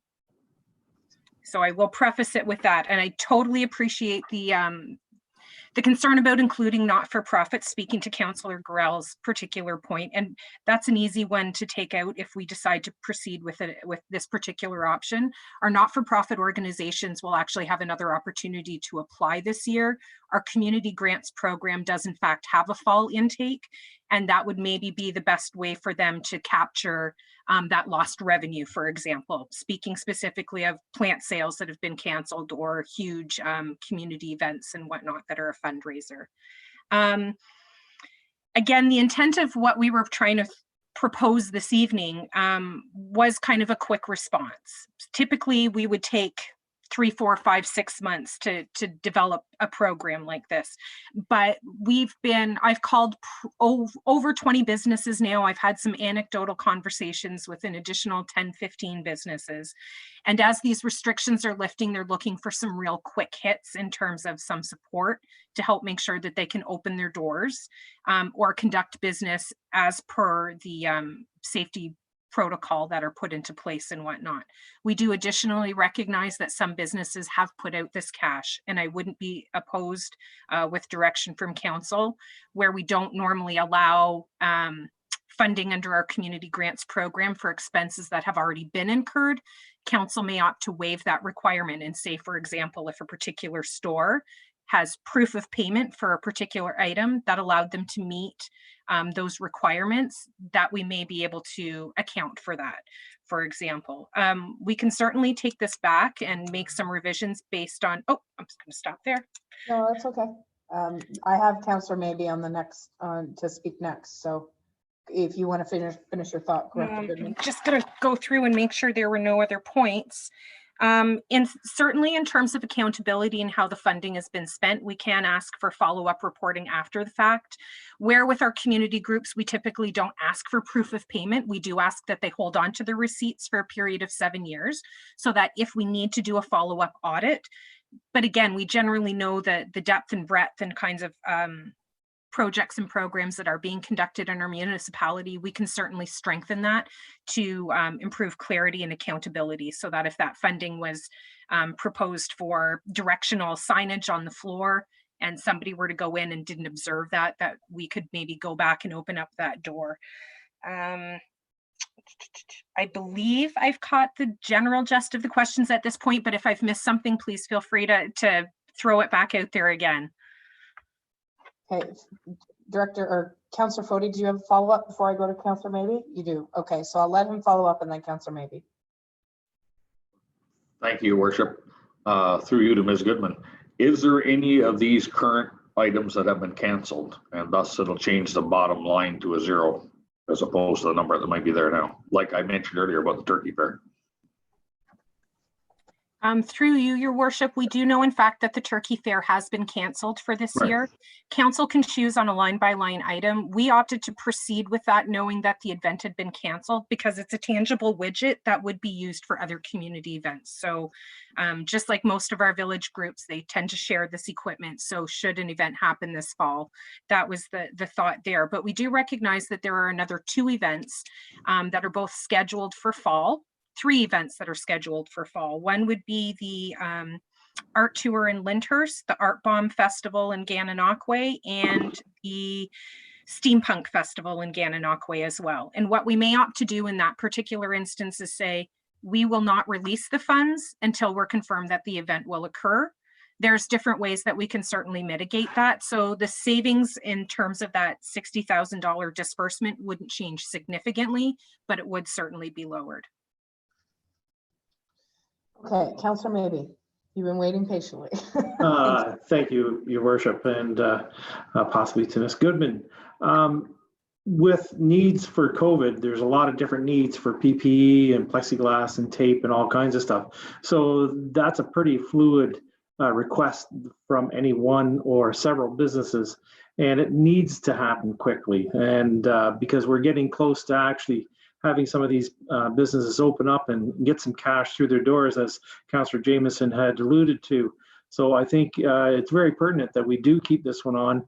And then as the staff and Ms. Goodman, you're kind of vetting all of these requests, you have a pretty good handle on what businesses need what and how they're operating and how good they are to our community.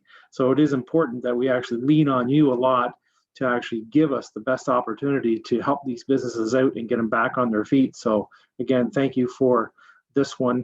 And going back, I know we'll go back to number 16, and again, the same thing. There's many things there that may be canceled or have already canceled. So it will change the bottom line immensely so that we may have even more dollars to help on this number 17. Thank you. So, sorry, Councillor Olkey, did you have your hand up, or was it? Yes, Councillor Olkey. Apologize. Just looking at the document, you might want to put up front that's an extraordinary thing and probably a one-time event. Very much up front. There's a lot of boilerplate in there, and I know why there's boilerplate in there, but I think you might want to focus people's attention on why it's being done right at the start. So what I might suggest to appease Councillor Gorell and to fit into Director Goodman's, no, I think your points are very well taken, Councillor Gorell, and I by no means did I think your comments were contrary to business or what have you, but as we all are aware in the government sphere of reference, we have to make sure that we're not speaking out of both sides of our mouth and that the program is done in a way that is easily quantifiable and that hopefully is not abused in any way, shape, or form. Might I suggest that if the motion that's on the floor is that council approve special community grant COVID intake and that council delegate authority to staff for the review and the award of grant applications. Might I suggest that in order to award under the COVID intake to businesses who require additional assistance during this unique timeframe, as Councillor Olkey had indicated, that we require either receipts from purchases for those things that have already been purchased, whether it's plexiglass, signage, that sort of thing that's going forward, or disinfectant, blah, blah, blah, that sort of thing, or that we get a quote if they have somebody coming in to install plexiglass, to like directional, further plexiglass to divide up parts of the store or what have you. Perhaps then we either have to have receipts from previous purchases or a quote for work to be done before we can award that. Would that suffice, or would that give you more comfort? It's just a suggestion on my end. Councillor Jameson and then Councillor Grau. Your Worship, I think it's moving in the right direction to the extent that the COVID intake motion we have to be sure to take the not-for-profit reference out. Right. And also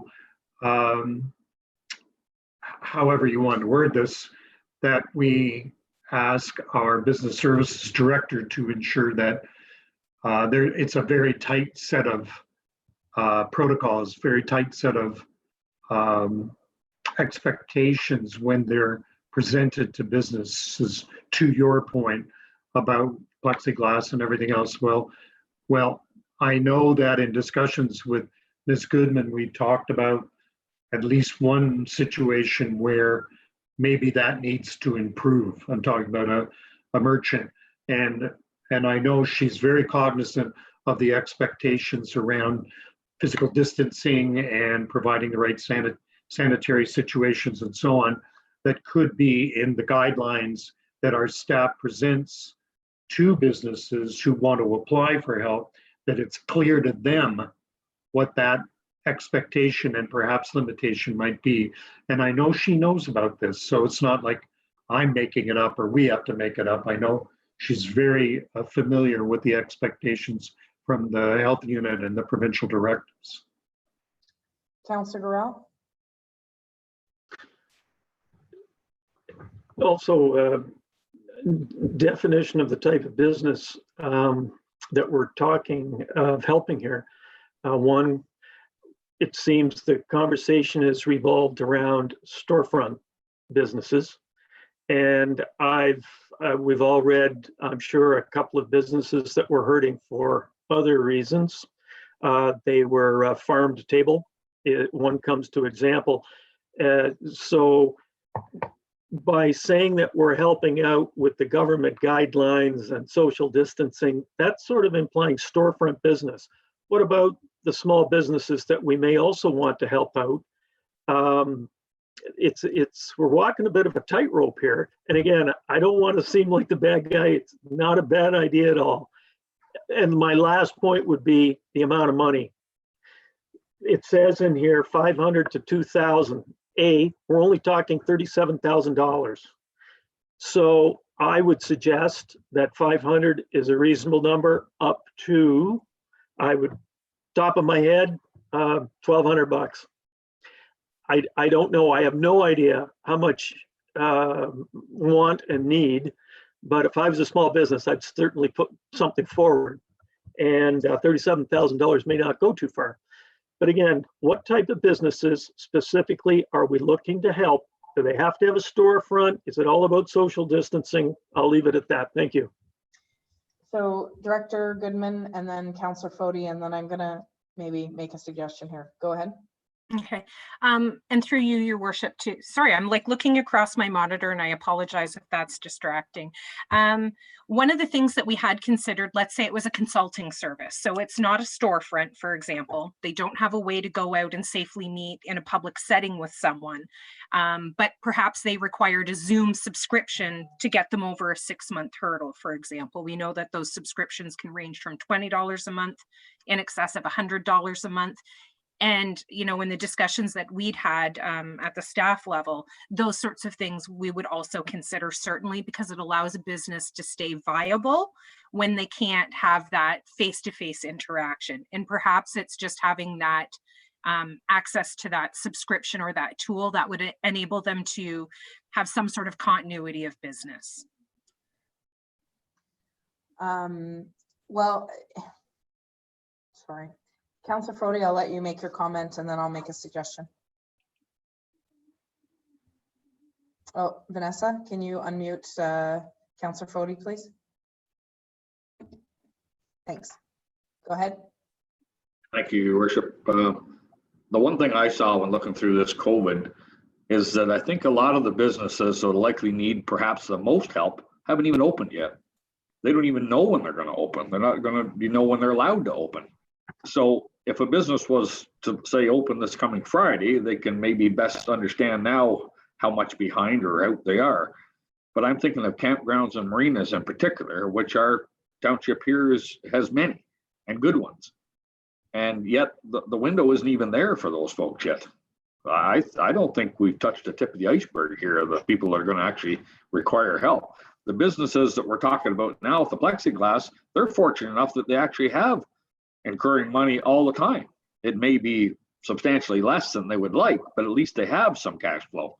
Whereas the businesses I'm referring to here a moment ago, they haven't even opened the doors. Director Goodman. Certainly, and again, through you, your worship, one of the things, and for example, with the marinas, they may choose to tap into this opportunity for things such as signage. So I know in speaking with two of our different marinas, for example, one of the concerns that they have is that when they do open, how do we adequately communicate requirements for social distancing at a dock setting, and furthermore, additional safe boating practices to prevent that spread. And that might be limiting, encouraging people don't beach together, don't raft up your boats together, for example. So they may look at this as an opportunity to post some signage on their property to help with those measures. I know it's a little bit less direct in support of their business, but still something that they feel is important in terms of communicating in times of COVID. Okay, so rather than talk in circles on this, because I do think there's some very valid points made, and I know this might put a wrench in the motion that we've already tabled, but would it be prudent to ask the director to go back and sort of revise what was brought forward with some very good valid discussion that we've had tonight, with some suggestions to sort of make the policy a little tighter? But having said that, I realize that it speaks back to what we're talking about for the tabled motion. So I think that if we table this motion, I guess it would be the case, and then bring it back at the subsequent meeting, then we could just have a further review of the policies, just augmented slightly based on the conversations we've had, to give a better comfort level to the council. But that we could go through the grants, if we brought back the previous tabled motion, that we could go through the grants line by line, and as has already been previously discussed, some of them won't even happen, or we can put caveats on the funding, if you will. So I'm looking for some consensus here. If you want to either defeat the motion that's brought forward for the COVID intake, or would you like to table it until a subsequent meeting? Direction for anybody want to hold their hand up? Help me here. Councillor Carell and then Councillor Maybe. Once again, one wouldn't want to seem going against something as generous as this is. I would get back to one point though. So I am generally in favor of having it reworked, but I'd also like fairness brought into this. Someone asking or getting $500 for something and someone asking a larger amount of money, that's putting a lot of weight on staff making judgments. And it might be the case where this is an even Steven. You're in or you're out at a certain level of funding. I don't know how you get around that fairness. I mean, who's to make those decisions? Here we are, council, just, yeah, go ahead. I'm not sure I'm comfortable with that. Thank you. Okay, Councillor Maybe, and then Deputy Mayor Lackey. Yes, I believe we need to table it to refine it maybe a bit more and give it some of Councillor Grell's points of view, which would be helpful, to have some sort of basis on it. The other thing I wanted to wonder, if we're talking about signage, have you received the provincial signage that they have put out as an option to have it as handouts to the businesses to keep everything consistent? I know I received a brand new package today on the 4 pieces and in bilingual setting also. So just wondering if it has arrived, and if not, I could pass that on. Has there been anything, Madam Clerk or CAO, do you know of any signage that's come from the provincial government, or Director Goodman, has anybody received anything specific? No. Through your worship, I haven't seen anything. We are really relying on government and public health official websites, though, for any signage that we produce and or share across the community. So, okay. So Deputy Mayor Lackey and then Councillor Jameson, and then we've got to make a decision one way or the other on this so we can move our meeting along. Go ahead. Thank you, Your Worship. When we talk about marinas and campgrounds and that type of thing, as you well know, We sign contracts year to year for those types of services that are provided to us. So again, I think there needs to be a more in-depth approach, because some of these businesses are getting paid, their full amounts from their renters. And some are not. Yeah, we'll have a just offline discussion about that, because there are some businesses who have not seen a dip in their income. They continue to receive their payments, as Deputy Mayor Lackey has indicated. Councillor Jameson? Just so in my own mind, I'm not mixing up CBS 16 and CBS 17. My personal point of view is I'd like to see us proceed with CBS 16. We have experience with dealing with the grant regime, how it was constructed when we took office, and subject to the obvious impact of COVID with respect to things moving ahead or not, the judgment of staff and the knowledge of staff as to whether some grant should proceed. And we have evidence from the past that where we have approved a grant, it didn't go ahead because something happened and it didn't proceed because staff made the judgment. So I'd be inclined to separate the two.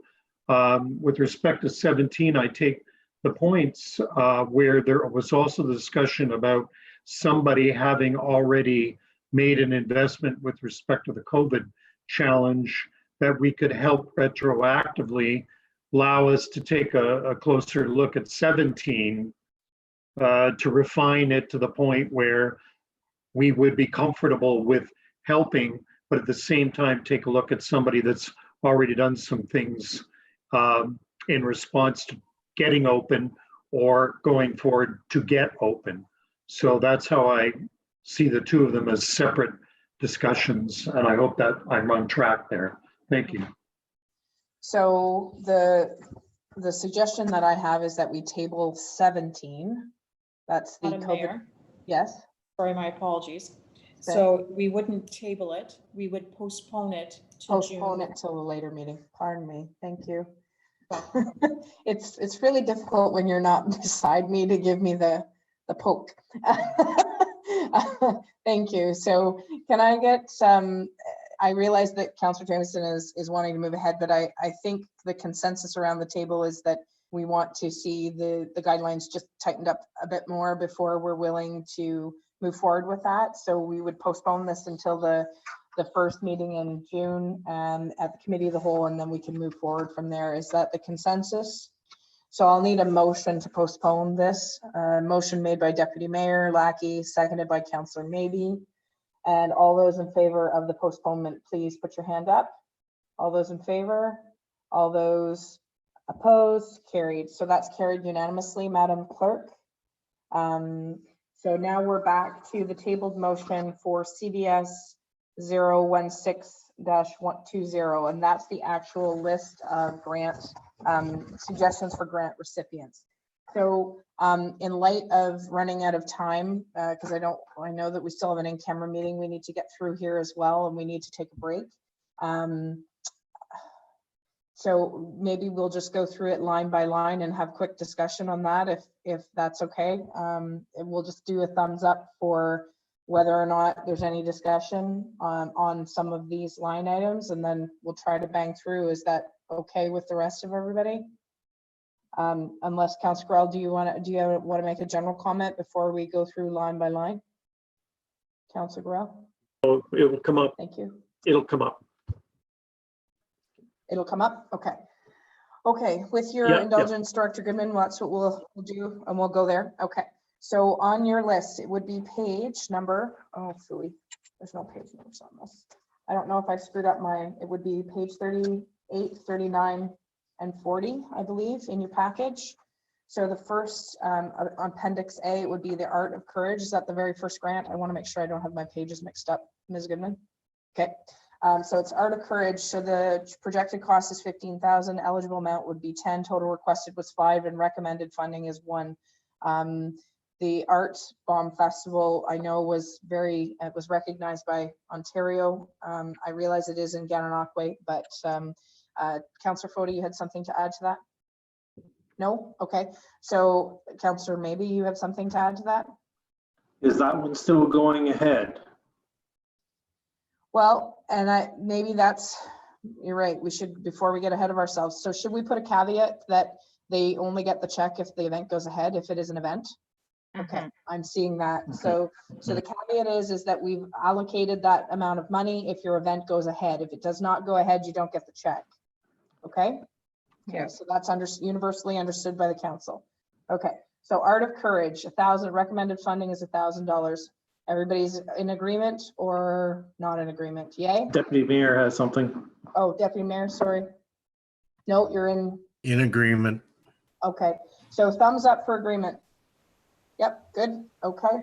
Friends of Charleston Lake Provincial Park, provisions of support to offset costs for their annual fall picnic in the park, a free senior event, and that was for $1,500. Thumbs up. Thumbs up. Okay, good. Deputy Mayor, yes or no? Oh,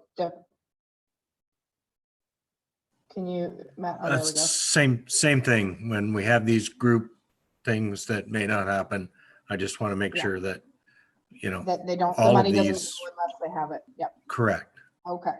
Again, Steampunk Festival, $1,000. Yay, nay? I don't know that much about steampunk myself, but if it brings people to the area, if they're able to go ahead. So anybody who's a nay, what I see? Okay. Gananoque District Humane Society, $10,000 recommended funding. Yay or nay? Yay? Yay? Okay. Gananoque, Thousand Islands Chamber of Commerce, intensive tourism, marketing, production, and distribution of materials and print across digital platforms. I know that they have changed their strategy recently. So that's a thumbs up. Thumbs up. Okay. Girls Incorporated, offset costs for summer programming, including facility rental, program supplies, staffing, travel, and participant subsidy. This would fall under the same category. If it doesn't happen, they don't get the funding, correct? Okay. Yeah. And that's a yay for everybody? Yay. Junior Achievement, that was nil. Kind of surprised to see that from Muskoka, but anyway. Lansdowne Agricultural Society, repairs to and replacement of the wire fencing around the track.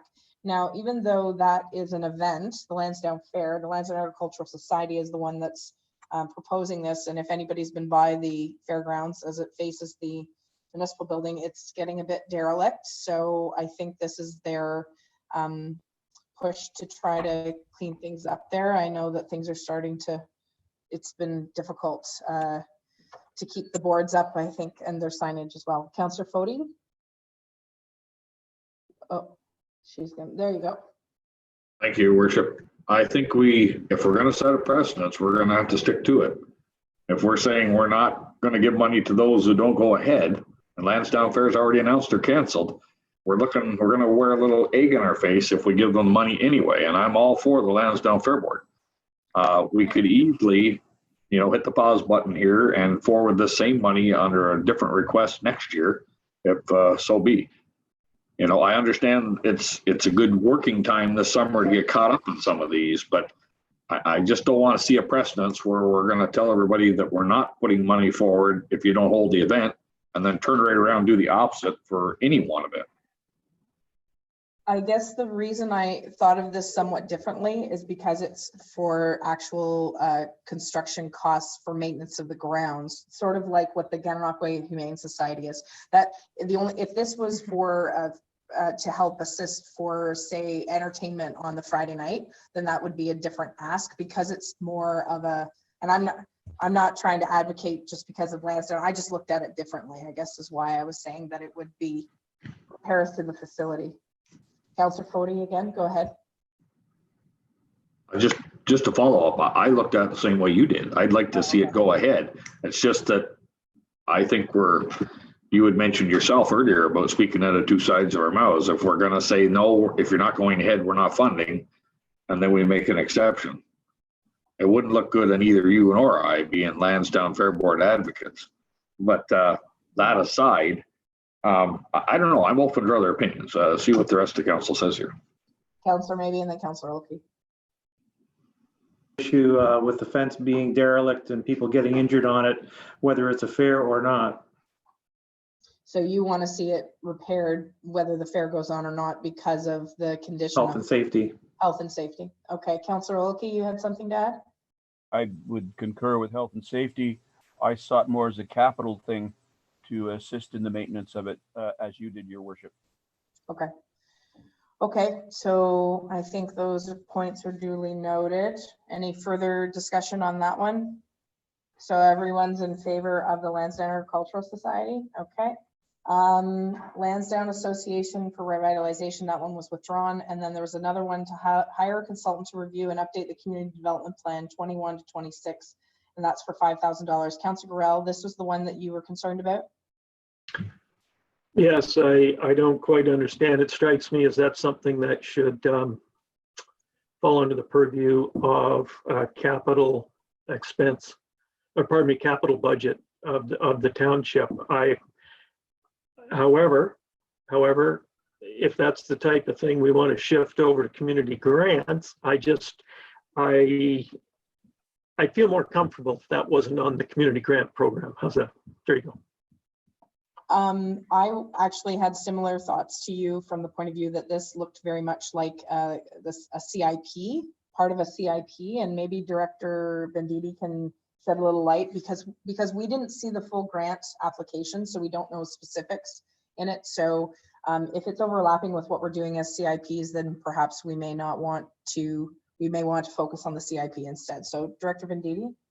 Thank you, through your worship. I had the same concerns when I first saw the application, but in looking into it a little more, and Director Goodman may be able to offer some additional input, it's not a community improvement plan. It's more helping the LAFRA group focus on what they will be focusing their efforts on for the next 5-year plan. It may help in contributing when we do get to doing our community improvement plans, because they have focus and they have defined some of the things that they hope to accomplish as a community group over the next 5 years. But it is different from what we're looking at doing with the community improvement plans through the township. Director Goodman, do you have anything to add to that? And then I'll go to Councillor Jameson. Thank you, your worship, and through you, I would really mirror what Marnie had recommended. They had a 5-year plan that actually sunsets at the end of this calendar year, which is why they came forward with this particular request at this time. That was the plan that saw things like the launch of their own webpage, for example. So it's more about their own viability in terms of their own actions, projects that they want to take on. But that information could very well feed into a CIP in future in terms of beautification or other development sorts of projects. Admittedly, it is like splitting hairs, but one is to really inform us, and the other, the one that the proposal is addressing, is to inform LAFRA and their activities. Okay, Councillor Jameson. I appreciate the perspective. I guess I'm thinking as being a Sabara director and spending some time over some years developing plans for that association. I would have to say that we are going to at some point undertake the community improvement plan in the context of where the township will go with its strategic planning. So I'm not against this in principle. Well, maybe I am. What I'm confused about, that's what I am. I'm confused that one goes down the road out of context with the larger community's need to look at the whole township. And so potentially to generate an outlier situation when we're trying to do community improvement plans at some point, when we get beyond the constraints we're in now, in a way that actually brings all the communities together around some common thinking for all, instead of what I've observed in my time living here is a tendency to have, well, the Lansdowne thinking and the Lyndhurst thinking and the Sealy's Bay thinking, and it doesn't jive all the time. And sometimes I think it's counterproductive. The divergency isn't there. So I wouldn't vote against it necessarily, but I'd like to see it in the broader community improvement plan concept when we get to our strategic planning exercise, which I believe is probably going to be many months off now. So thank you. Councillor Olkey, and then I might have a thought for this. Go ahead. Thank you, Your Worship. I would just see this as an annex to a wider township plan, which is a very succinct way of saying what Councillor Jameson just said. Thank you. Okay.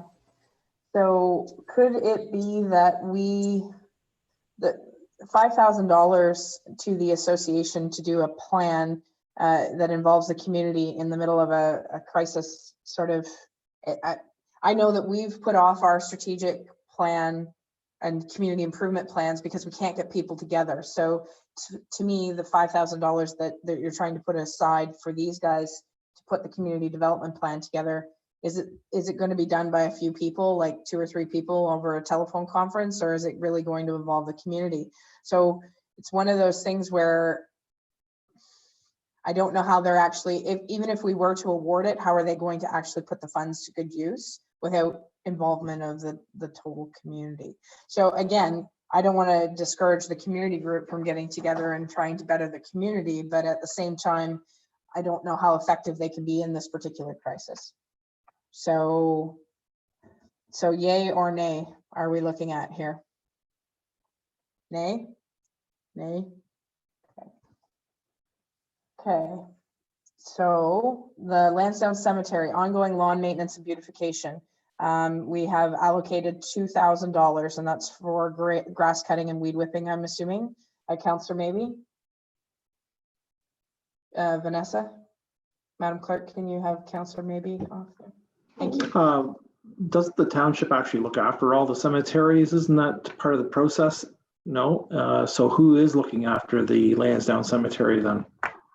I believe that they've come to us for assistance because they are dwindling in numbers, and so this is our opportunity to assist them to help maintain the cemetery to basic grave standards. Idea then.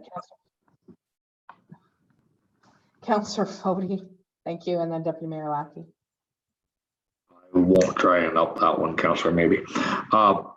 Perhaps Ms. Goodman could clarify this, or actually Adam Goheen should weigh in on this, I'm sorry. This number derived for the maintenance, is that kind of a generic cost for an average similar sized cemetery this year? I know our own Works Department, Mr.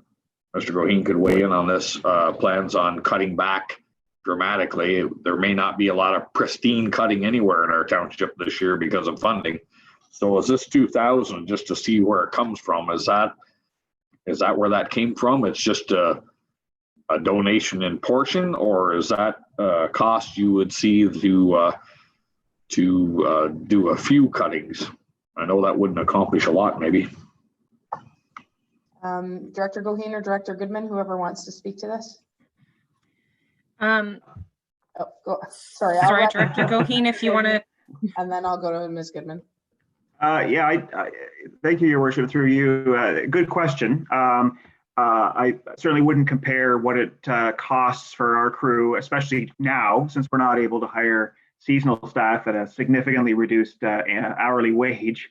So, just thinking in my head, you'd be looking at for $2,000. That's 10 cuttings at $200. That's not a lot of money. If I was a young student, as I did when I was young, I would mow lawns all the time. But frankly, I don't get a sense that $2,000 is going to go all that far with that particular site. It's a very dense site, and the folks prefer it to be kept to a level of service that is such that we would see perhaps in a golf course.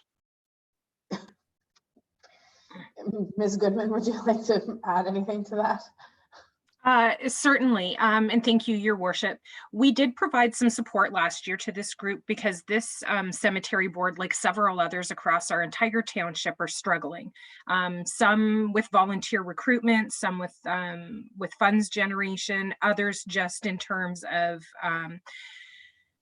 how to write the paperwork properly. So this is part of a bigger portfolio, one that's on my horizon, just in terms of the kinds of supports that may be required.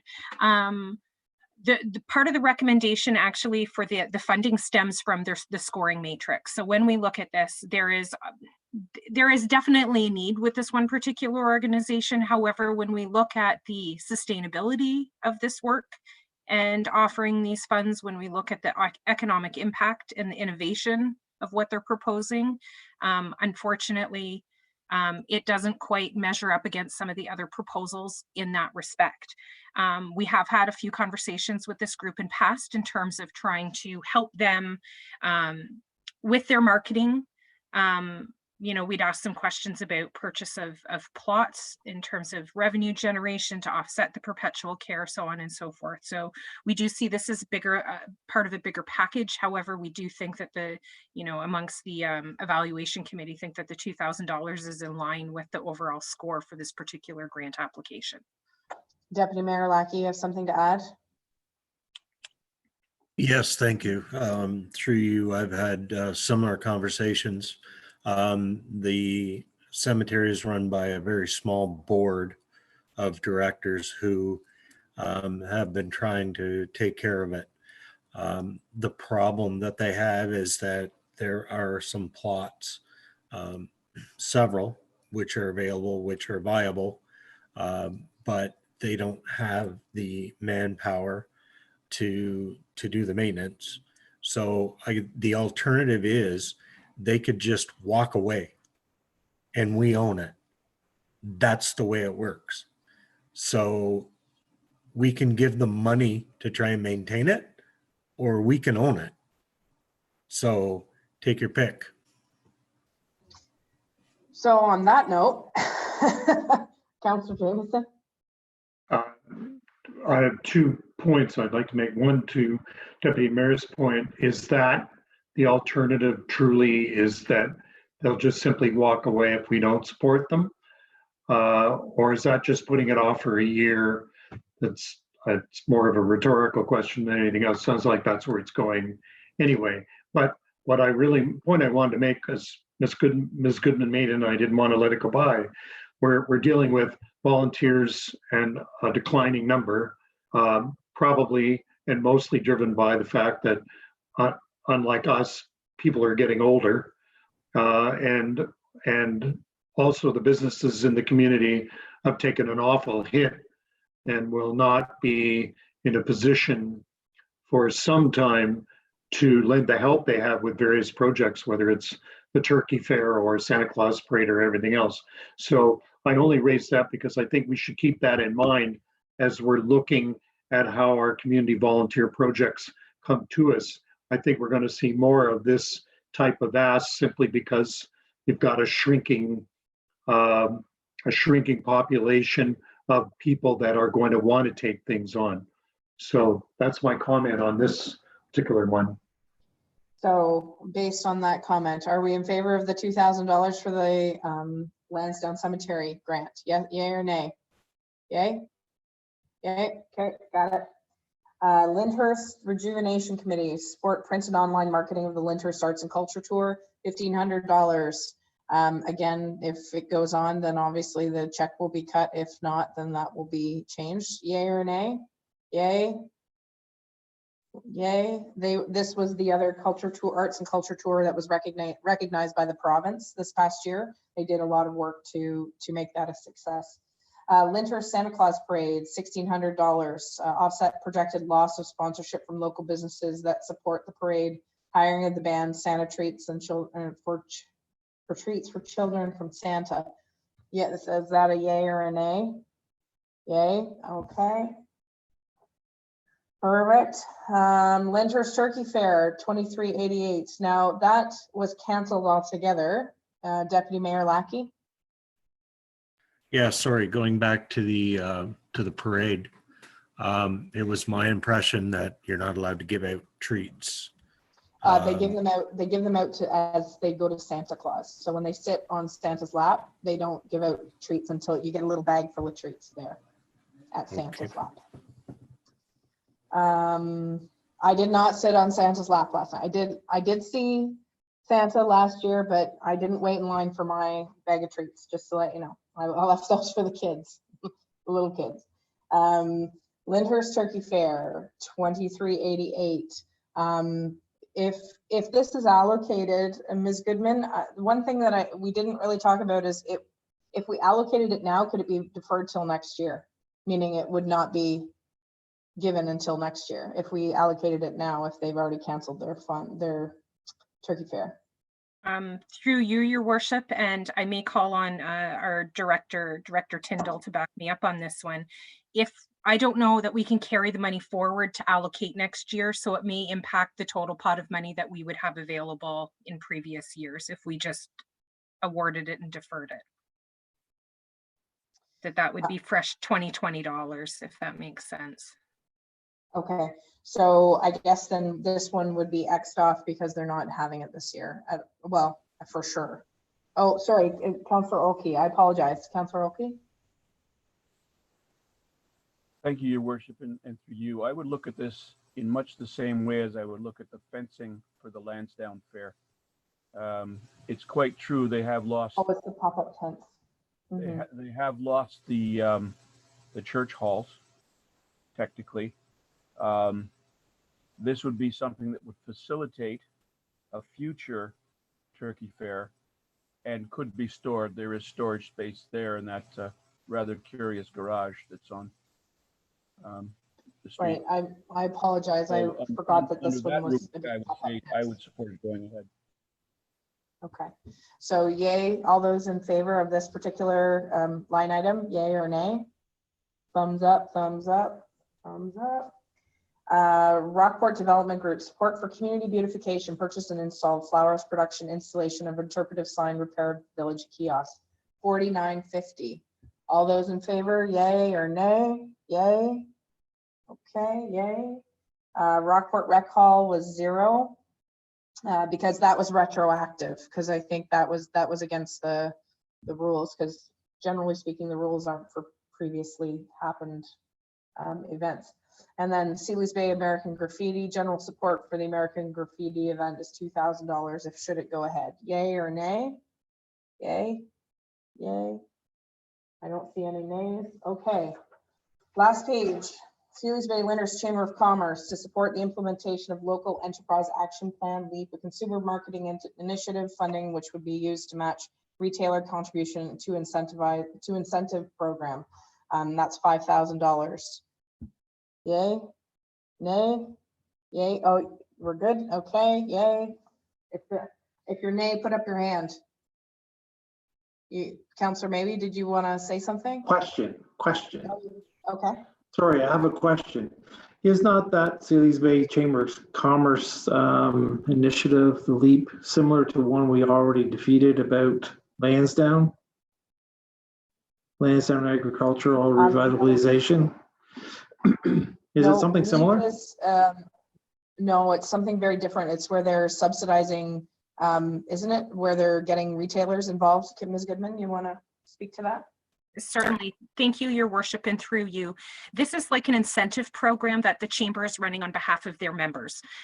So that if I were to purchase a $20 coupon from my local neighborhood store, that the value of that $20 is made up in part from the proprietor or the store itself, and we're leveraged. They wanted to use these funds to help leverage that difference, so that really the consumer, if I was purchasing that ticket, for example, or that gift certificate, would get more value than what the store can initially put on the table, I think is the premise here. Okay. Okay, so we're in favor, yay? Yay? Okay. Stonebridge Quilters to offset the facility user group insurance requirements for the purchase of materials for quilts, and they're donated to cancer patients. $500. Yay? Yay? Okay. Swiftwind Equine Center to support marketing efforts, program materials and capital improvements, $1,000. Counselor Maybe, go ahead, and then Counselor Fody. Who is Swiftwind? Never heard of them before. Are they on the old Henry Place on Highway 2? Through you, your worship, they're located on Sweets Corners Road. In that neighborhood, they use a facility up there. And so this program is very similar to a 4-H program, but it's a little bit more specific to horses in particular. It's a young lady who's trying to get this up and off the ground, and she's had some struggles trying to build a solid clientele base. So what the preface of this is rather than paying for major capital expenses is to offset some of that recruitment for program participants. And if you have some success, then you can revisit us in future, but let's take some baby steps here. Okay, Counselor Fody and then Counselor Olkey. Go ahead. Thank you, Your Worship. Councillor Maybe's question about who are they, that question has been answered. I think Ms. Goodman answered my other question, and how long have they been in business? I guess they're starting, so I'm good. Okay, Counselor Olkey. Thank you, Your Worship, and through you. I'm hearing something that's running a program like 4-H, but it sounds like a private business. I'm not sure this is the right place. Is that Ms. Goodman? Yes, thank you, Your Worship, and through you. It's like a social enterprise that she's endeavoring to run here. So she's got a business arm, certainly, but this is her not-for-profit arm that's offering basically, I don't want to say no cost programming, but very low cost programming. So she's running that almost at a loss at this particular point. Yeah. So she's trying to encourage kids to ride. Is that what she's trying to do? Mm-hmm. Who may not be able to afford it otherwise? Yes. Okay. Okay. So is that a yay or a nay? It's for $1,000 at this point. Yay? Yay? Okay. Okay. Thousand Islands Association, support the pillars of river safety, shoal markers, environmental awareness, and community support communications no wake campaign. They had requested. Mayor? Yes, sorry. My apologies. Councillor Gorell had a question. Oh, I apologize. Councillor Gorell. Thank you. Regarding the $1,000 for Swiftwind Equine, sounds like a great program. Is it indeed possible to separate out the commercial business from this $1,000 and accountably? Maybe we could put some caveats on it, Ms. Goodman, that it goes to disadvantaged children in the area that would not be able to afford to ride, or perhaps people. Pardon me, Your Worship. Yes. Sorry, my internet is just totally glitched out and I'm losing huge chunks of what was just said. So the question was, is there a way to separate the commercial side of her business out from this? And perhaps this could be earmarked if she can prove that it was given or earmarked for disadvantaged children or children with special needs, that sort of like horse therapy, if you will, that would be a better use and better way to earmark the funds if possible. And that's duly noted. Thank you, Councillor Gorell. So going on to the Thousand Islands Association for 5,000, Councillor Maybe. Yes, thank you, Worshipman, through you. This is one that I would actually like to see increased. I know that they have come to us about these shoal markers and that they are very vital to our safety and health of our patrons when they can get back out on the water. So this is one where I could see, not very often, I would say raise it, but this is one. Okay, Councillor Fody, and then Councillor Gorell. Thank you, Your Worship. I agree with Councillor Maybe. This was the only item I saw on this whole proposal that I thought was underfunded. They made it pretty clear on a presentation to us last fall, I believe, as to what they're undertaking and the costs and the overhead. And at that very time, we discussed the fact that we don't grade roads on the river, we don't plow their roads, we don't pick up their garbage. But I think we could at least jump in a little heavy when they do incur costs when it comes to signage and safety and the sort. We, not too long ago, turned down a request here for $5,000 on this very funding page. I would like to apply it right here. Okay, so the suggestion on the floor is to double it from 5,000 to 10,000. Councillor Gorell, you have something to add to that? No, it was covered by Council Mr. Fody, and I'm all in favor of increasing that. Thank you. Okay, Councillor Lackey, your Deputy Mayor Lackey?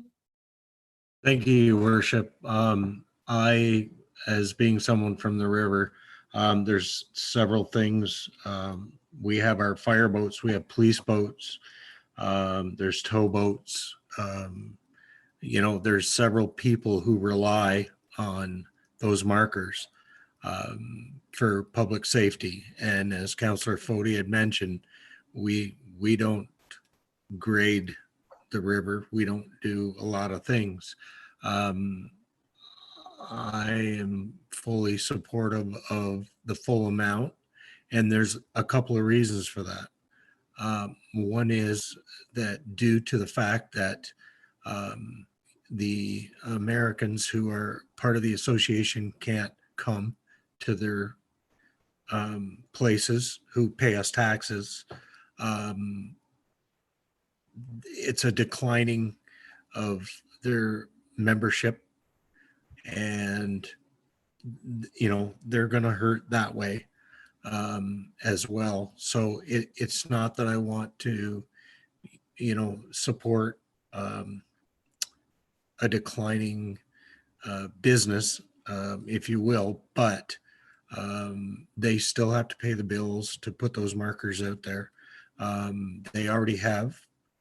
Somebody got paid to do it, and it's if we didn't do it, you're going to have your firefighters, you're going to have your OPP, you're going to have search and rescue out there, because you know, people are going to hit shoals and sink basically. So I would like to support the full amount. So the full amount being the $20,000, Deputy Mayor? Correct. And moving forward, I would like the Director of Finance to look at an ongoing yearly participation in some way, shape, or form to provide that service as well. Okay, so Councillor Jameson, and then Director Goodman. Councillor Jameson. Yep. I get this. On the other hand, I think as part of our longer term look at things, we should be having discussions with Transport Canada and other jurisdictions that have jurisdiction on the water. So at the end of the day, you know, we're on the land. I know it's our property, if you will, but I don't think this is something that we want to go down the road alone with. So as our treasurer takes a look at what we need to be thinking about going down the road, I hope we can begin to have discussions with other agencies around helping us with this, because I agree with Deputy Mayor, this it's critical, particularly to our own emergency services people, but I don't think we should do it alone. I really don't. Okay, so I've heard two schools of thought. One is for the 10,000, so it would be doubling it, and one is for the full amount, which is $20,000. So, Councillor Gorell, go ahead. I don't believe in the community grants program policy. We're allowed to go beyond $10,000. Oh, thank you. And I believe that Ms. Goodman, that was what she was probably going to tell us. So and more. And more. Okay, so Director Goodman, you want to add to that? I did, and I just wanted to mention the fact that in their grant application, they did report that their total annual operating budget is $55,000. So an increase to $20,000 would be meaning that we're supporting their organization to the tune of more than 35%. And given that their geographical range, even though I recognize the bulk of the markers are within our municipal borders, their overall jurisdiction is far broader. So I would just want to caution council about that, although they can certainly consider other avenues for funding. Okay, so, but Councillor Garrell is correct in saying that the maximum is $10,000 for a grant on this? Yes. Okay. Deputy Mayor Lackey, and then we'll call the question on this one. I would definitely agree with that 10,000 note, but just remember we had 2017 and 2019 with high water, which broke chains and markers were lost. So it struck them pretty hard. Okay, so the will of the council seems that 10,000 is an easy ask, and all those in favor of the 10,000, please put your hands up, thumbs up. Yes, yay, okay. So we're at 10,000. ATV Club, Thousand Islands ATV Club to establish new trails within the network, offset costs. $5,000 is recommended. Yay or nay? Yay, nay, yay. Okay, good. Wheels of Care to offset the cost of the use of accessible transportation to township residents. I think this is an easy. Oh, Councillor Oakey, you have something to add? Sorry. Yes, Your Worship, and through you, in keeping with the generosity towards the Thousand Islands Association, and remembering down the back road, certainly of Ward 2, there are a lot of people who are disadvantaged about accessible transport to places. And I would like to see this raised. And I would suggest that money we've saved elsewhere, $1,200 to take it to their maximum. The 2,700 is, so you're recommended the 2,700? Yes, I would. Okay.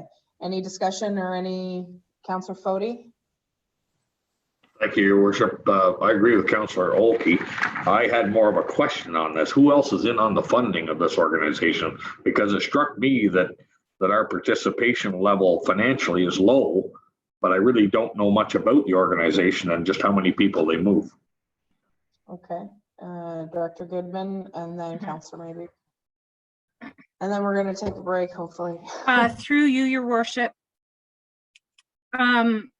This organization actually, only a small percentage of their ridership is derived within the municipality. So they have gone to town of Gananoque to receive funding. Of course, they do charge for their travels, so they're generating some revenue in that way. What they want to do is make sure that they're keeping the price reasonable for the few participants or for the few people who take advantage of the service, generally from the Lansdowne area. So perhaps this would be an incentive to move it out towards the Sealy Bay Lyndhurst area for additional ridership. Perhaps we could ask them to look at that. We can certainly do that. Okay. So is it, sorry, Councillor maybe? Thank you, Your Worship, and through you. Yeah, Wheels of Care started with the Kidsman Club in Gananoque for many years and ran out of Carveth Care Center. And I know that Ted Kirby is one of the main drivers and looks after the service right now pretty well. Always looking for spare drivers, hence why I know maybe a bit about it. But certainly how many residents we have in our township that actually go on this ridership. And I know that they take them sometimes to the cancer clinic and such for treatments. So having this increased is not a big stretch in my mind, but it would be nice to know maybe what the split is between municipalities in the ridership. If we could find that out at some time, it'd be helpful for our deliberations. Thank you. Okay, so based on that discussion, are we in favor of bumping it back up to the 2,700? Yay? Yay? Yeah. Okay, so 2,700. So by my easy figuring, we increased the total amount by $1,200 that we gave out based on what, because we lost 5,000, we gained 5,000 on the Thousand Islands Association. So that was a wash, and then an additional 1,200. So that would be added to the 6138. So if my math is off, please let me know. Councillor maybe? The only other thing to add there is that there's several items on that list that are going to be off it this year. So our offset will be much different. Correct. Director Goodman? Oh, there we go. Pardon me. Okay, Go ahead. just the question about the ridership for Wheels of Care through you, your worship. According to their grant application, 95% of users reside in Gananoque, and that helped inform the amount that we granted. Well, I think that going forward, it might be an opportunity to market it to our, to our residents. So with that sort of keeping that in mind. So with that, I'm going to call the question on the discussion. So the motion was made by Councillor Fody and seconded by Councillor Maybe that council approve the distribution of community grants in the amount of $60,138 as detailed in Appendix A to report number CBS-016-20. Deputy Mayor Lackey? Sorry, do I have to bring it back? No? Okay, sorry, go ahead. I don't want to put Kate on the floor, but what's our new total? And is there any chance that at some point we can review the votes on these grants? Review the quotes on the grant. Sorry, what did you say, Deputy Mayor Lackey? The votes. The votes. Meaning what everybody said for each line item? Yes. I was doing that more through consensus, not by individual. I didn't see other than the one for the Lansdowne Association of Revitalization, which was turned down. I just, it doesn't have to be right now. Well, But I guess we could go back through the video and tally that. Okay. that'd be what I'm asking for. Okay, then that's what we can do. So the motion is on the floor. All those in favor, or Councillor Fody, did you have something you wanted to say? Oh, I apologize, Councillor Fody. Thank you, Your Worship. I just want to clarify that we're voting on the new amount, not the old one, which in my math and yours, 61,338. Is that correct? That's correct, based on my rudimentary math. And Director Tyndall, is that correct?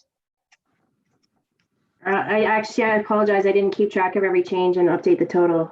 So the only change that we turned down the 5,000 for the Association of Revitalization Lansdowne, and we increased the Wheels of Care from 1,500 to 2,700. So by my math, it should be 61,1338. So we should be amending the motion. Deputy Mayor Lackey, you're amending that? Sure. Did we not change the Thousand Islands Association as well?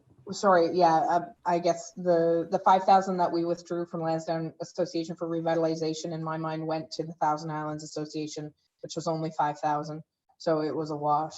So we took 5,000 from one place and added it to the Thousand Islands Association and then added more to the Wheels of Care. So thank you for that detail. I apologize.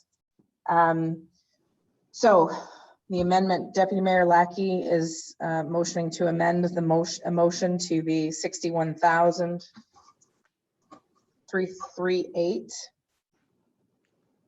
as decided, and the seconder for that, Councillor Fody. And so I'll call the question on the amendment for 61,338. All those in favor of that amended amount? Unanimous. Okay, and so I'll call the question on the amended motion, which is that council approve the distribution of community grants in the amount of 61,338 as detailed in Appendix A to report number CBS-016-20. All those in favor? All those opposed?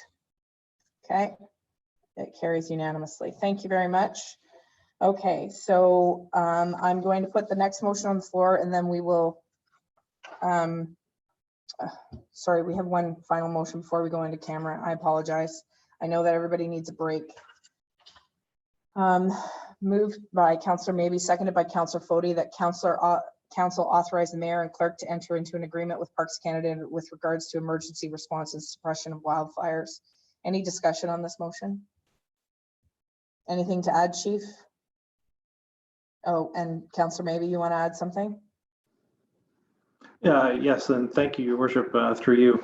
By what I understand, this agreement has been in place for many, many years already. It just hasn't been formalized. So again, there are no new changes to this current policy going to be brought forward than what's already been taking place for the many years, correct? Chief, is that what you understand as well? That's correct. In 2014, this was presented to the council today.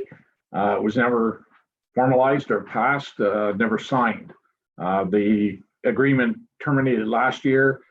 We brought Derek Bedford from Parks Canada, brought it forward to get the agreement re-signed and in place properly.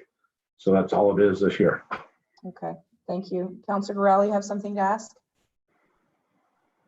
Just like to ask through you, Your Worship, of Chief Lawson.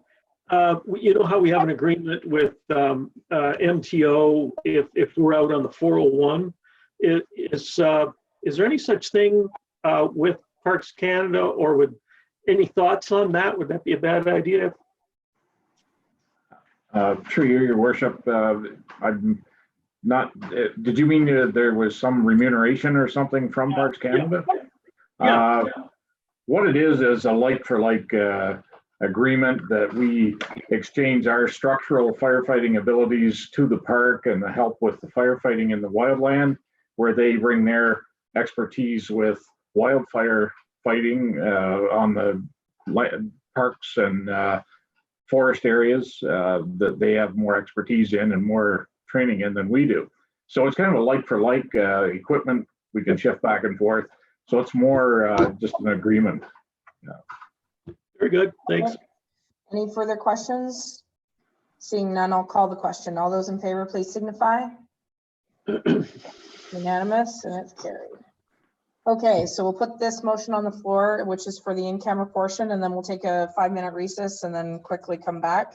Moved by Councillor Fody, seconded by Councillor Maybe, that the council form in camera to consider negotiations carried on or to be carried on by or on behalf of the municipality or local board, and to consider litigation or potential litigation, including matters before administrative tribunals affecting the municipality or local board. All those in favor of the motion, please signify. All those opposed, carried. Okay, 5-minute recess, quick bathroom break, and then we'll back, and then we'll try to wrap this up as concisely as possible. Thank you.